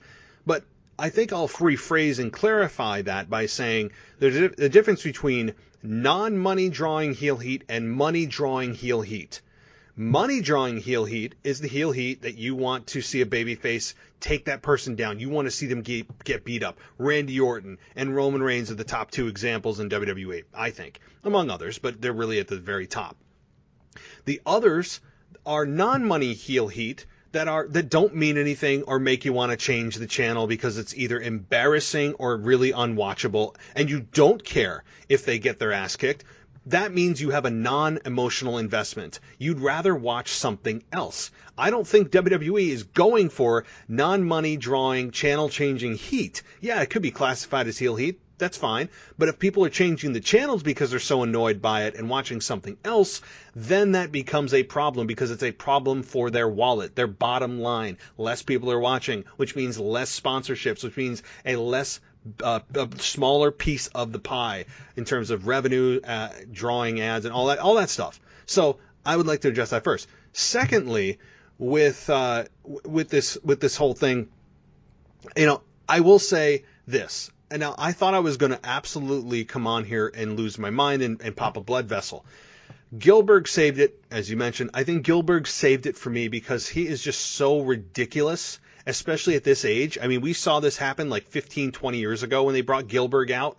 and he was hilarious then, and it's hilarious now that this old man who comes out and just the average body type Joe comes out and does his faces. His faces are where the money's at, right? Like, because he kind of does the overexertion of the faces that Goldberg does, and it kind of makes you laugh at Goldberg now because he does those ridiculous faces. And the sparklers, I love that. The fire extinguisher, when he comes out and he gets like knocked down by the fire extinguisher, he falls into the ring. I mean, all these it's ridiculous. But this guy's made a living, as Corey Graves put it. Not Corey, maybe Tom Phillips or Byron Saxton. This guy has made a living of really mocking Goldberg throughout his career, and it's been hilarious to watch. So I will say that, which has nothing to do with Miz and Morrison. I just find Goldberg hilarious. So there's that. But then they did, as you said, Drew McIntyre. Drew McIntyre was not done well. I mean, it was not good past him walking into the ring. Like, in the entrance ramp, his hair fell off. Like, okay, like whatever. He put the sword in the in the ramp, and then he walked down to the ring. And then he comes in, and he's like, "Oh, and I forget my lines." Or he was doing almost like breaking the fourth wall, which wasn't funny. Like, I don't want to know that you didn't remember your script because you're actually scripted to say you didn't remember your script. It was really not good. It wasn't funny. It was a low light, and obviously Miz and Morrison do their sophomore crap that I didn't like either. But I will say I gave this grade of a segment like a C plus only because of Goldberg. Had Goldberg not been involved, this would be a much different much different language in my speaking right now. So. Yeah, I totally agree. Like I told you, Goldberg did it for me. Hilarious, funny. I mean, every time I see him, even my wife, he was busting a gut. Hilarious. Let me ask you a question, though, off topic. If you had to choose, Miz or Morrison, who is it? You mean if I had to cheer for someone? If you had to cheer, if you had to pick someone to cheer for, Miz or Morrison? I'd say Morrison. Only as much as I despise him at times, who is just an awkward promo. I'm not a fan of Morrison on the mic, even when he's not being like a 15-year-old boy in high school. I'm not a fan of Morrison on the mic at all. He doesn't have it. But in the ring, I think he's better than The Miz. That's where things differentiate, is where Morrison is much better in the ring. And I think he has a better presence than The Miz, who has not evolved at all in WWE. He just went basically from reality TV to occasional flashes of a great heel, cutting good promos to great promos like once every 4 years, and then reverting back to this, which is where Miz has been stuck almost his entire career, of being this like pretend A-lister Hollywood star that just has a massive ego, and he comes up with catchphrases every now and then. I cannot stand this character, and it makes me just, it's embarrassing, quite frankly. That's what I got to say about that. But to answer your question, I would cheer, if I had to, it would be for Morrison. Oh yes, Morrison. I think he should, which obviously the group sucks, but I think he should be in the Miz position. I mean, he's a great in-ring ability, even at his age. I mean, his physique is there. I just hated that he's relegated to a sidekick. I mean, Morrison could be going after at least the U.S. title, the Intercontinental title. I mean, he's good enough to go for a mid-level card title. And it just sucks that he's, I guess, held back by the Miz, if you want to put it that way. That's the thing. He feels like a prisoner, right? Like, he feels like he's, like the creative have just handcuffed him to the Miz forever. And I don't know why they've done that. I don't know who they think they're serving with this audience in terms of this type of comedy. I don't know. Maybe Vince McMahon is the only one that finds him funny. I don't know. I think that Morrison is... Yeah, go ahead.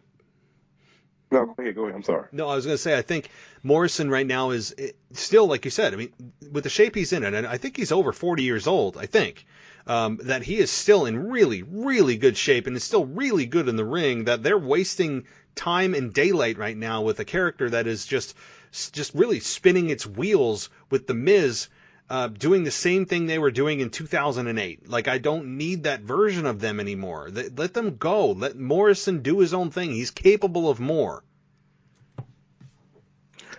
And I agree. And to your point about heel heat, the Miz and Morrison, I don't think they're generated to make money. They're not for that, especially currently because they're mid-level carders. I mean, you wouldn't pay, most people don't pay to see mid-level carders anyway. But we can agree on this. If they came out to the ring, they would get booed. Gilbert would have got cheers, but Miz and Morrison would have got booed. Oh, yeah, for sure. For sure. No question. Yeah, there's no question about it. Like, I mean, Gilbert he's a lovable loser. And he is just so over dramatic with his, the facials are what get it for me, and the fire extinguisher get it for me.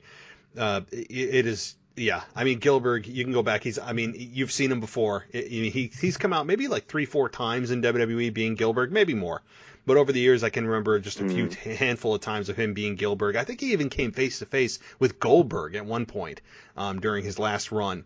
So yeah, it's a great character, a great spin-off that they've done. So the next match here I have is AJ Styles and Ricochet, and we got another. Of course, you knew what you were going to get with this match. You knew it was going to be insanely good, just because of the pure talent and athleticism in this match. Almost does kind of get involved by catching Ricochet and drops him per the referee's instruction, pretty viciously, and that wasn't a DQ, but I'll let it go. So the finish of this match I've never seen before. It was really good with the bounce off the ropes into the Styles Clash. I mean, there's not a whole lot of margin for error on that move, and I thought that was really well done. And obviously AJ's gets the win. What did you think about this match? I can tell you, man, I watched that finish. Good God, I watched it 10, 15 times. They had to practice that several times. I mean, the way he bounced off perfectly right into AJ Styles' arms. Boom for the Styles Clash. 1, 2, 3. It was great. I did notice I almost dropped Ricochet. He had to do everything he had to pull him back up to drop him again. I thought it was funny, and it played up to how high he is up because, good God, Ricochet thudded when he hit the ground. And I mean, but it was a great match. As you said, you knew what you were going to get. Ricochet is always great. AJ Styles, I don't think he gets the credibility that he deserves. I mean, good God almighty, the stuff he does every night, the way he says, I mean, I don't have to tell you, I know you know, but AJ Styles, I mean, obviously, he's going to be a Hall of Famer one day. I wish he would have won the belt, as I said earlier. He deserves it right now. He's doing a great job. He's good on promos.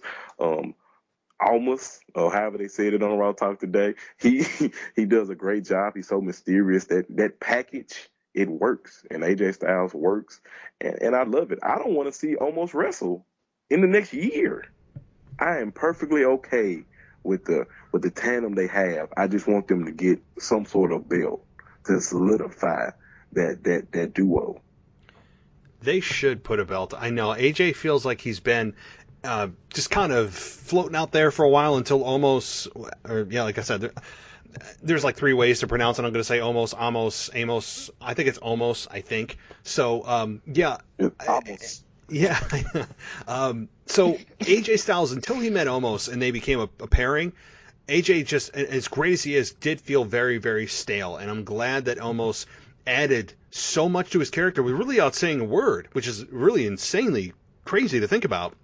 That this guy hasn't said really anything, and AJ is feeling more relevant than he has in probably over a year. So I'm glad that AJ Styles got this victory. I don't know what it means for AJ Styles. I think he'll be probably one of the final 4 in the Royal Rumble. I don't think he'll win it. I think there's a small chance that he wins it. I think there's other, bigger fish in the sea, so to speak. But I wouldn't be shocked if he won the Royal Rumble. So I guess that's my next question to you, because I kind of tipped my hand on who I think is going to win the women's. But who do you think could win the Royal Rumbles on both ends? Do you have maybe not a pick, but like a top 2 or 3? I have a plethora, but to narrow that number down, and a couple of these people, well, I know one of them for sure is injured. Braun Strowman, he injured his knee, supposedly. He didn't have to have surgery, going through rehab. I would love to see him come in as a surprise entrance. I don't know if that's possible or not, But I think that's an outside person that people haven't heard his name brought up at all. And I don't know if that's by design or what, but I would like to see Braun Strowman come in and destroy everybody. That would be great. I don't want to see Keith Lee win it. I know he's asked for who I want, but I don't want to see Keith Lee win. I don't want to see nobody from NXT win. For me, I like Bobby Lashley. It would be nice for him to win, to get the Hurt Business. I don't know how you pull the U.S. belt off of him, but that would be nice for him to get the win. On the women's side, I agree, the EST of SmackDown or the WWE, Bianca Belair. I think we should watch out for Nia Jax or Shayna Baszler. They keep playing up this back and forth, and both women saying in the ring, or Shayna at least saying when we get to the Royal Rumbles, everyone for herself. I would like to watch that duo, to see what could really happen. Who else? What about Seth Rollins? Yeah, people forgetting about him. And I mean, he's not injured. He's just home with his child, right? He's just home with Becky and their newborn. So, which, by the way, I've said this many times, and I'll continue to say it. Those that think Becky Lynch is going to be in the Royal Rumble surprise entrant, you are dreaming, right? Like, it would be absurd that she's in the Rumble, even if she was physically able, that after like a month, she would just be like, oh, see you later. I'm going to leave my month-old child. I mean, it's just not going to happen. So, Seth Rollins is certainly a contender. He is certainly a contender.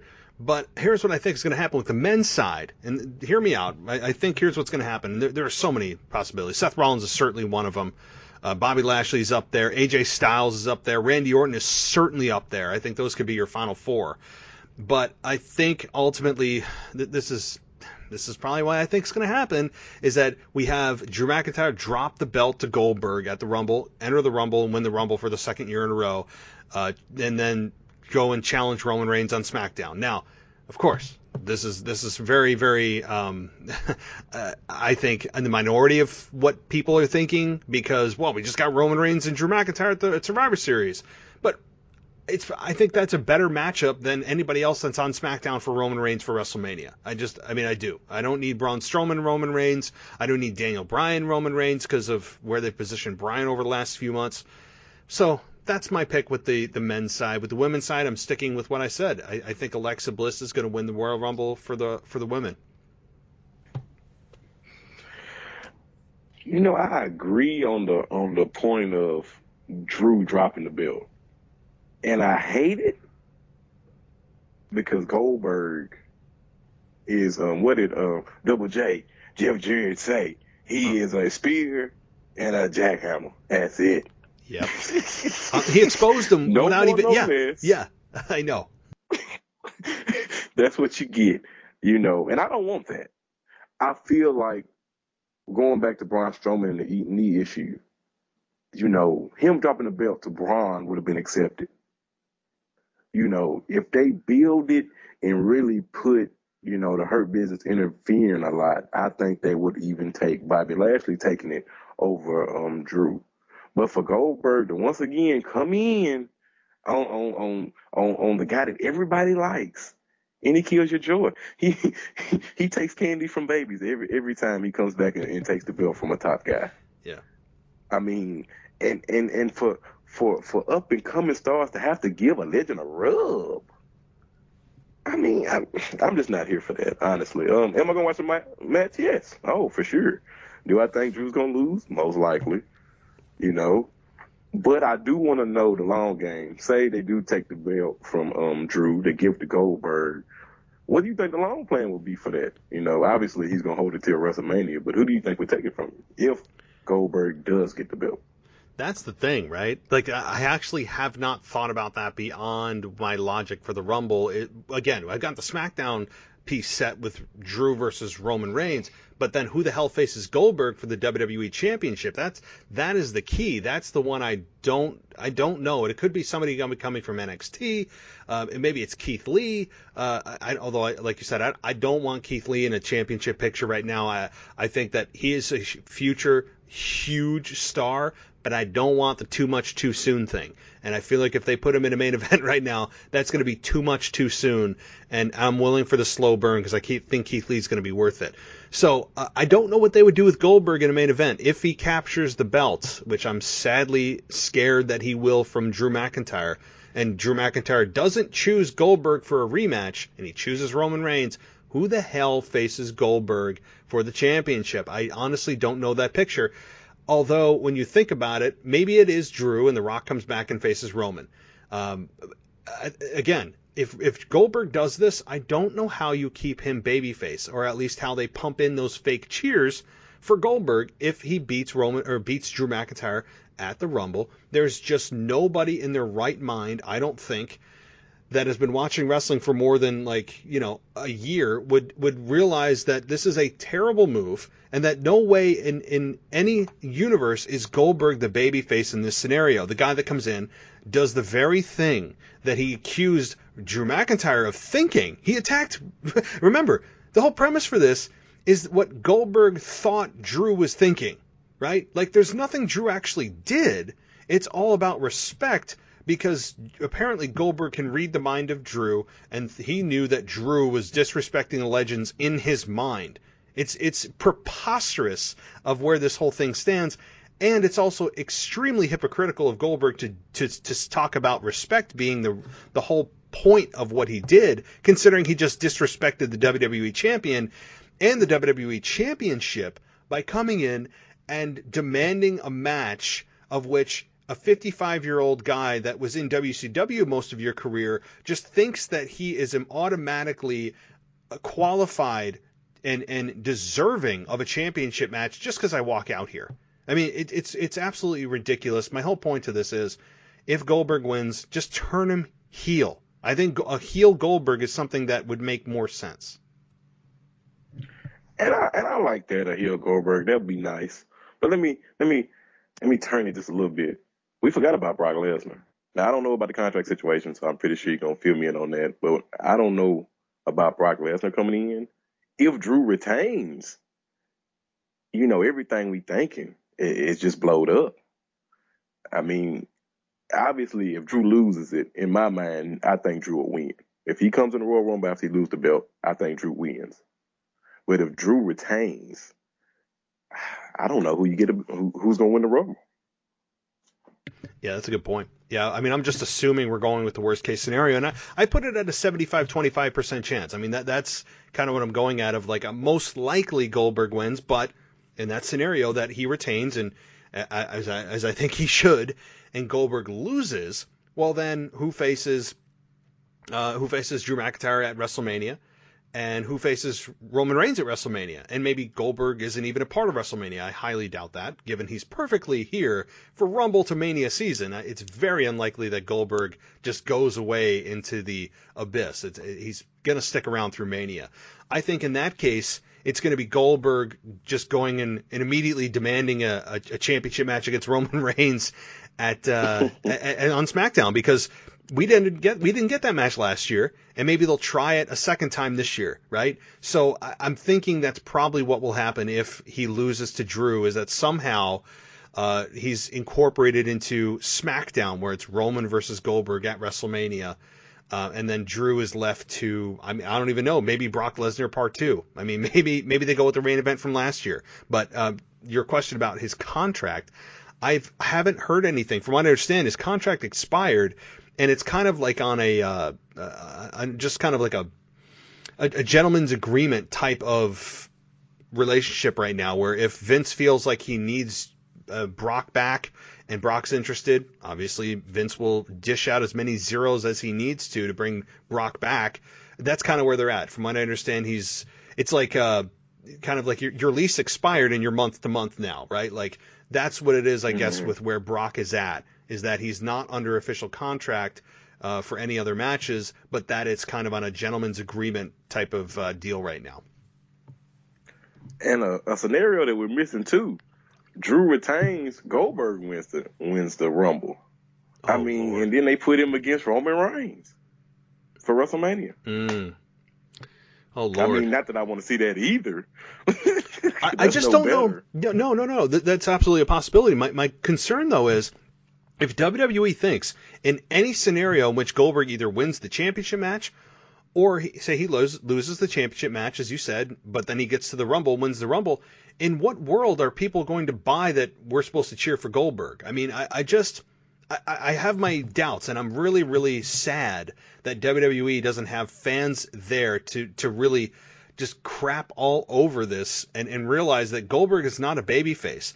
And they've gotten kind of happy with their ability to control the narrative or the feedback from those, quote, fans that are in the arena to be able to just press a button and go, this is where this should get cheered. This is where we're going to boo them. They've been able to play God over the last 10 months now. And it's going to be a serious wake-up call whenever they're finally getting back in front of fans. I can't wait for that moment. And I agree, but let's think about this. Right now, obviously, Goldberg gets booed over Drew. Hands down. Yep. Because he's the top babyface. I don't think Goldberg gets booed against Randy Orton. I don't think that... Now, I ain't saying it ain't going to be mixed, but I'm not saying that Goldberg gets booed out the door against a Randy Orton. So that brings me to the next thing. Can Goldberg stand next to Roman Reigns and not get booed? Ooh. I mean, it's a possibility depending on how dirty they keep making Roman Reigns. I do agree. Tough. Goldberg, right. That is tough. I mean, you present that as... Because Goldberg... I feel like I have the pulse, and I'm not saying I'm smarter than WWE, I'm not saying I'm smarter than anybody out there, but I can, after you watch wrestling for a while, you kind of feel what the majority of fans feel. It's like a collective feeling that we get based on what's going on. We just kind of know what each other's thinking. We know what the majority of fans feel, and I kind of get that sense that the fans are tired of Goldberg, right? Like, I mean, I don't care what you saw in WCW. He was great in WCW. He was the right guy at the right place at the right time. We know what kind of quality match we're going to get in Goldberg, which is a spear, a jackhammer, maybe a clothesline, a spear, and a jackhammer. And the match is going to be 3 minutes or less. So match quality, out the window, forget that. So I think most of fans are thinking, oh my God, why is he here, right? And WWE, Vince is like, it's Goldberg. And, he thinks that just the name value enough is going to be enough to have fans cheer him. He's dead wrong, right? Like, we all know he's dead wrong, especially in front of a pay-per-view crowd. So if you take that and you think that he's going to be cheered, we all know he's not. But you take that and you put it in front of Roman Reigns, a guy that has genuinely got real money-making heel heat where I would pay money to see somebody dethrone him. I want to see what happens. I want to see what his reaction is, after losing the belt. I want to see, does he change? Does he get angry? He always has that quiet anger. I want to see somebody do that. I would pay money to see that. But if you put Goldberg in front of Roman Reigns, who do the fans cheer for? I think they would... That's hard. You're putting me in a really tough position because the fans resent Goldberg, but they also really, really would boo Roman Reigns. If it was a main event for WrestleMania and fans were there in front of 100,000 people in a stadium, fans going crazy, I think ultimately people would cheer Roman Reigns. I think because they recognize that he's doing a great job as a heel, but our hatred for Goldberg even being here, even the fact that WWE feels that he's deserving of this main event spot, is more resentful than and really overshadows how good Roman Reigns has been. And I don't want that scenario. To me, I think that would take away from Roman Reigns as a heel because he's done such a great job of making you actually boo him in a position that a lot of heel positions are cheered because they do a good job. Roman Reigns is doing a great heel job of getting booed. And I know we don't actually have fans there, but he's got that just arrogance about him that you can't cheer for. There's no redeeming qualities about Roman Reigns. There's nothing cool about him. He's you know what?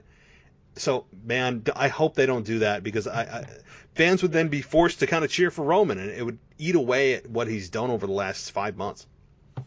And if this wasn't COVID, then if we go with your scenario and say that he would get booed, now let's change the venue. let's say it's not COVID and we're in Atlanta, I still think Goldberg does not get booed. I think he gets cheered, especially in Atlanta. I think he will get the cheer.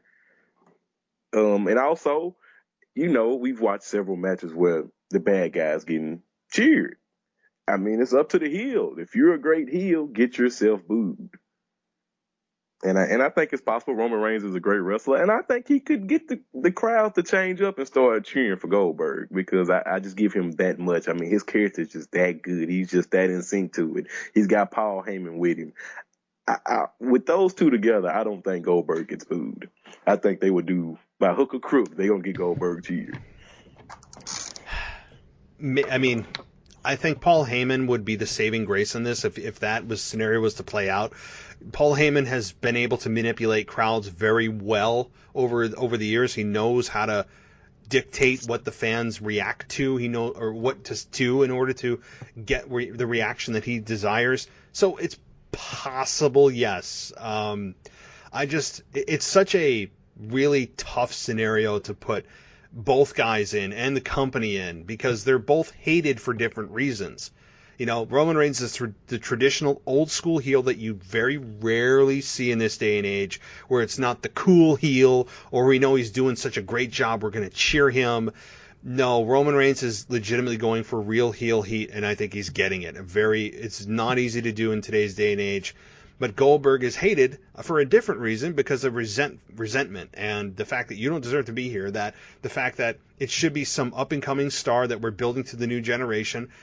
Goldberg, WWE doesn't need Goldberg. Goldberg needs WWE at this point. This to me is completely unnecessary. Roman is already a made guy. We don't need to have Goldberg get the rub from Roman, or Roman get the rub from Goldberg. They're both made men in their own right. This isn't helping anyone do anything. I don't think it really doesn't make either guy, higher or lower in anyone's eyes, because this match shouldn't even happen. And Roman Reigns is doing such a great job. So, man, you present such a tough one, but it could be very realistic. I mean, this match, I'm sure Vince is hell bent on making this happen at some point. So it could be very well this year. And I just want to say again, I don't want to see Goldberg. I know I'm advocating for him as being a babyface. I'm just saying, if they want to do that, I don't want to see Goldberg at all. Okay. Like, I hated what they did to The Fiend. I don't even want to talk about that. I hated even a couple years ago, the botches he had with The Undertaker. I mean, good God, he could have killed The Undertaker. So I really think, well, obviously, we all know it's been time for him to lace up and put up the boots. But the problem is, and it's like you said, they could easily put a button on the interface when you're watching it, the little video boards in the background, to put whether you want to boo or want to yay. But they don't, because they want to control the narrative of what these people are. And I disagree with that. Goldberg is obviously not going to get cheered over Drew. And as you said, and you're obviously trying to position him as a babyface against Drew, the top babyface of the company. He's carrying the torch for Raw. I mean, this is crazy. Yeah, I don't think they'll ever give fans that power, because they think that, number one, the fans would abuse it somehow, or that it wouldn't fit with the story they're presenting. Well, I would say, that's what you've been doing the entire existence of WWE. Is you've been always talking about the focus group, the live focus group you have every night, and you listen to fans. But yet you wouldn't give the fans the power to do this now, because why? I mean, just suddenly fans' opinions not count because it's the pandemic? I mean, I don't know. But yeah, they must be in their glory, being able to not worry about the crowd anymore, because they can just push a button and go, this is where people should cheer and boo and this and that. So they are, again, I am just counting the days to, again, we don't know the end date, but whenever they get that maximum sellout crowd, the capacity crowd that don't have masks, that we're back to our normal lives and wrestling is back to the way we knew it, whatever's going on at that time, WWE is going to have a huge, huge wake-up call. I can't wait for whatever that date is. We don't know. But, yeah. So anything else that we may have missed as we kind of wrap things up here? Anything else you wanted to talk about or touch on? 2 quick points and I'm done. Yeah. Number one, I think Vince McMahon doesn't want to go back to the stadiums. Hear me out. I know it's a money thing, but hear me out. if we know the national championship was just played in Florida in the Dolphin Stadium and they had 14 to 16,000 fans, if Vince McMahon truly wanted fans, I mean, even 14 to 16,000 fans can tell you a story. 16,000 people boo when you hear that. 11,000 people cheering, you hear that.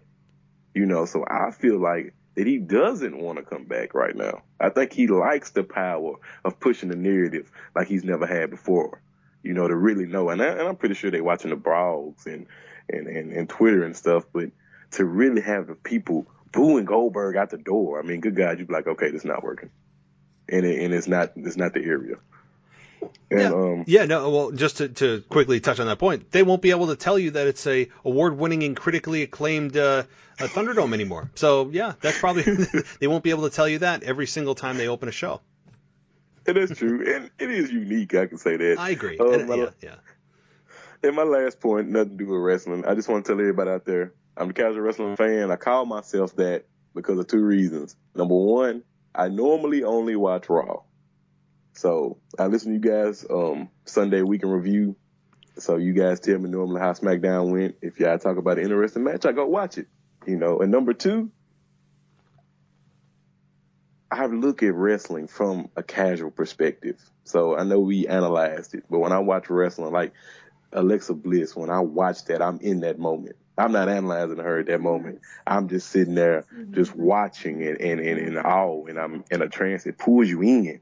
And that's what I live for as a wrestling fan is Roman Reigns pulling you in, Paul Heyman pulling you in, the Hurt Business beating people down. I mean, that's stuff you can relate to, even the Street Profits with their solo cups getting hype. I like that, which I hope they get the belts back soon.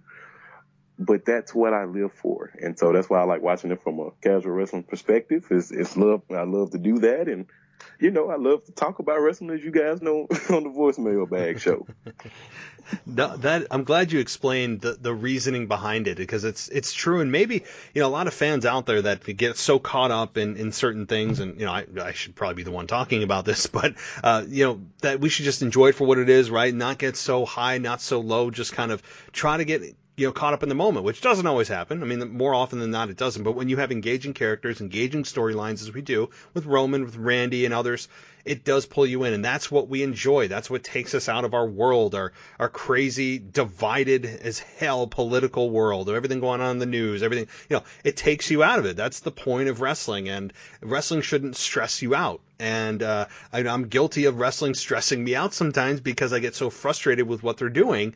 And at the same time, I also get frustrated because, I have to analyze it in a way and look at wrestling in a way because I do a podcast. So I have to kind of nitpick things and, find ways that maybe they could have done this better. But I also give them praise like crazy when they deserve it. So I like that perspective. You do. You just kind of, you laid back, you get caught up in the moment, you get caught up in the story. And that's what wrestling's all about. I totally agree, and I love your podcast. Literally, I started listening to your podcast. I can't even remember, but it's back when your mailbag show was on your Raw review. So you had all the voicemails and. Oh yeah. That was an experiment, and I was like, guys, you got to tell me. And I got many people. Oh no, just make it a separate show. And there you go. And I love the format. I mean, everything you do, you give a voice to your listeners, and I love it. I love all our normal people that come in, Waz and Kyle. There's like two or three Kyle. Kyles. Yeah. I know. So we got somebody from the Philippines and Australia. I mean, it literally was like around the globe. It's kind of crazy when you think about the people you reach. So yeah. And I tell everybody, if you listen to the Raw review right now, check out the voicemail bag. Call in, get your own voice out there. Let everybody hear how you feel about certain situations. Exactly, that's the whole point. I mean, that's why I want it out there. I'm just like, hey guys, because you can get things through email, you can get things through, Twitter or Instagram, but it's not the same as being able to call in and you hear emotion, you hear, what they're thinking, you hear a real wrestling fan's or a casual wrestling fan's point of view. And that's the point. That's why I love it. So, yeah, I mean, you have your own fan base on my show. I get emails about you on a weekly basis. So, how about, yeah. Well, that's very generous. Well, I'm going to tell everybody, if you want to reach out to me personally, just email the official WWE podcast. There you go. Yeah, a real WWE podcast at gmail.com. That's the email. So, all right. Well, Mr. Casual Wrestling Fan, I hope you have a good night, and I'm sure you'll want to be catching up with Mrs. Casual Wrestling Fan tonight and let her know that you are now available. I don't want to take up the rest of your night. So, yeah, it's been. What's she doing? Over here. She's over here asleep. She's knocked out on the couch. Oh, she's out. Okay. She's asleep. All right. I didn't want to take you away from, time with her, but all right. Well, thank you. Thanks again for coming on. I'm glad that we hooked up. We should do this again, and definitely continue to call into the mailbag show. I know you have your own little your sub fan base within our fan base, so. Hey, I love it, and it's an honor to come on the show. I thank you for listening to listeners and get me on the show, and I'd love to come back. You ever want to do a versus show? Let me know. Hey, absolutely, man. We'll be in touch, and you have a good night. You too. All right, bye.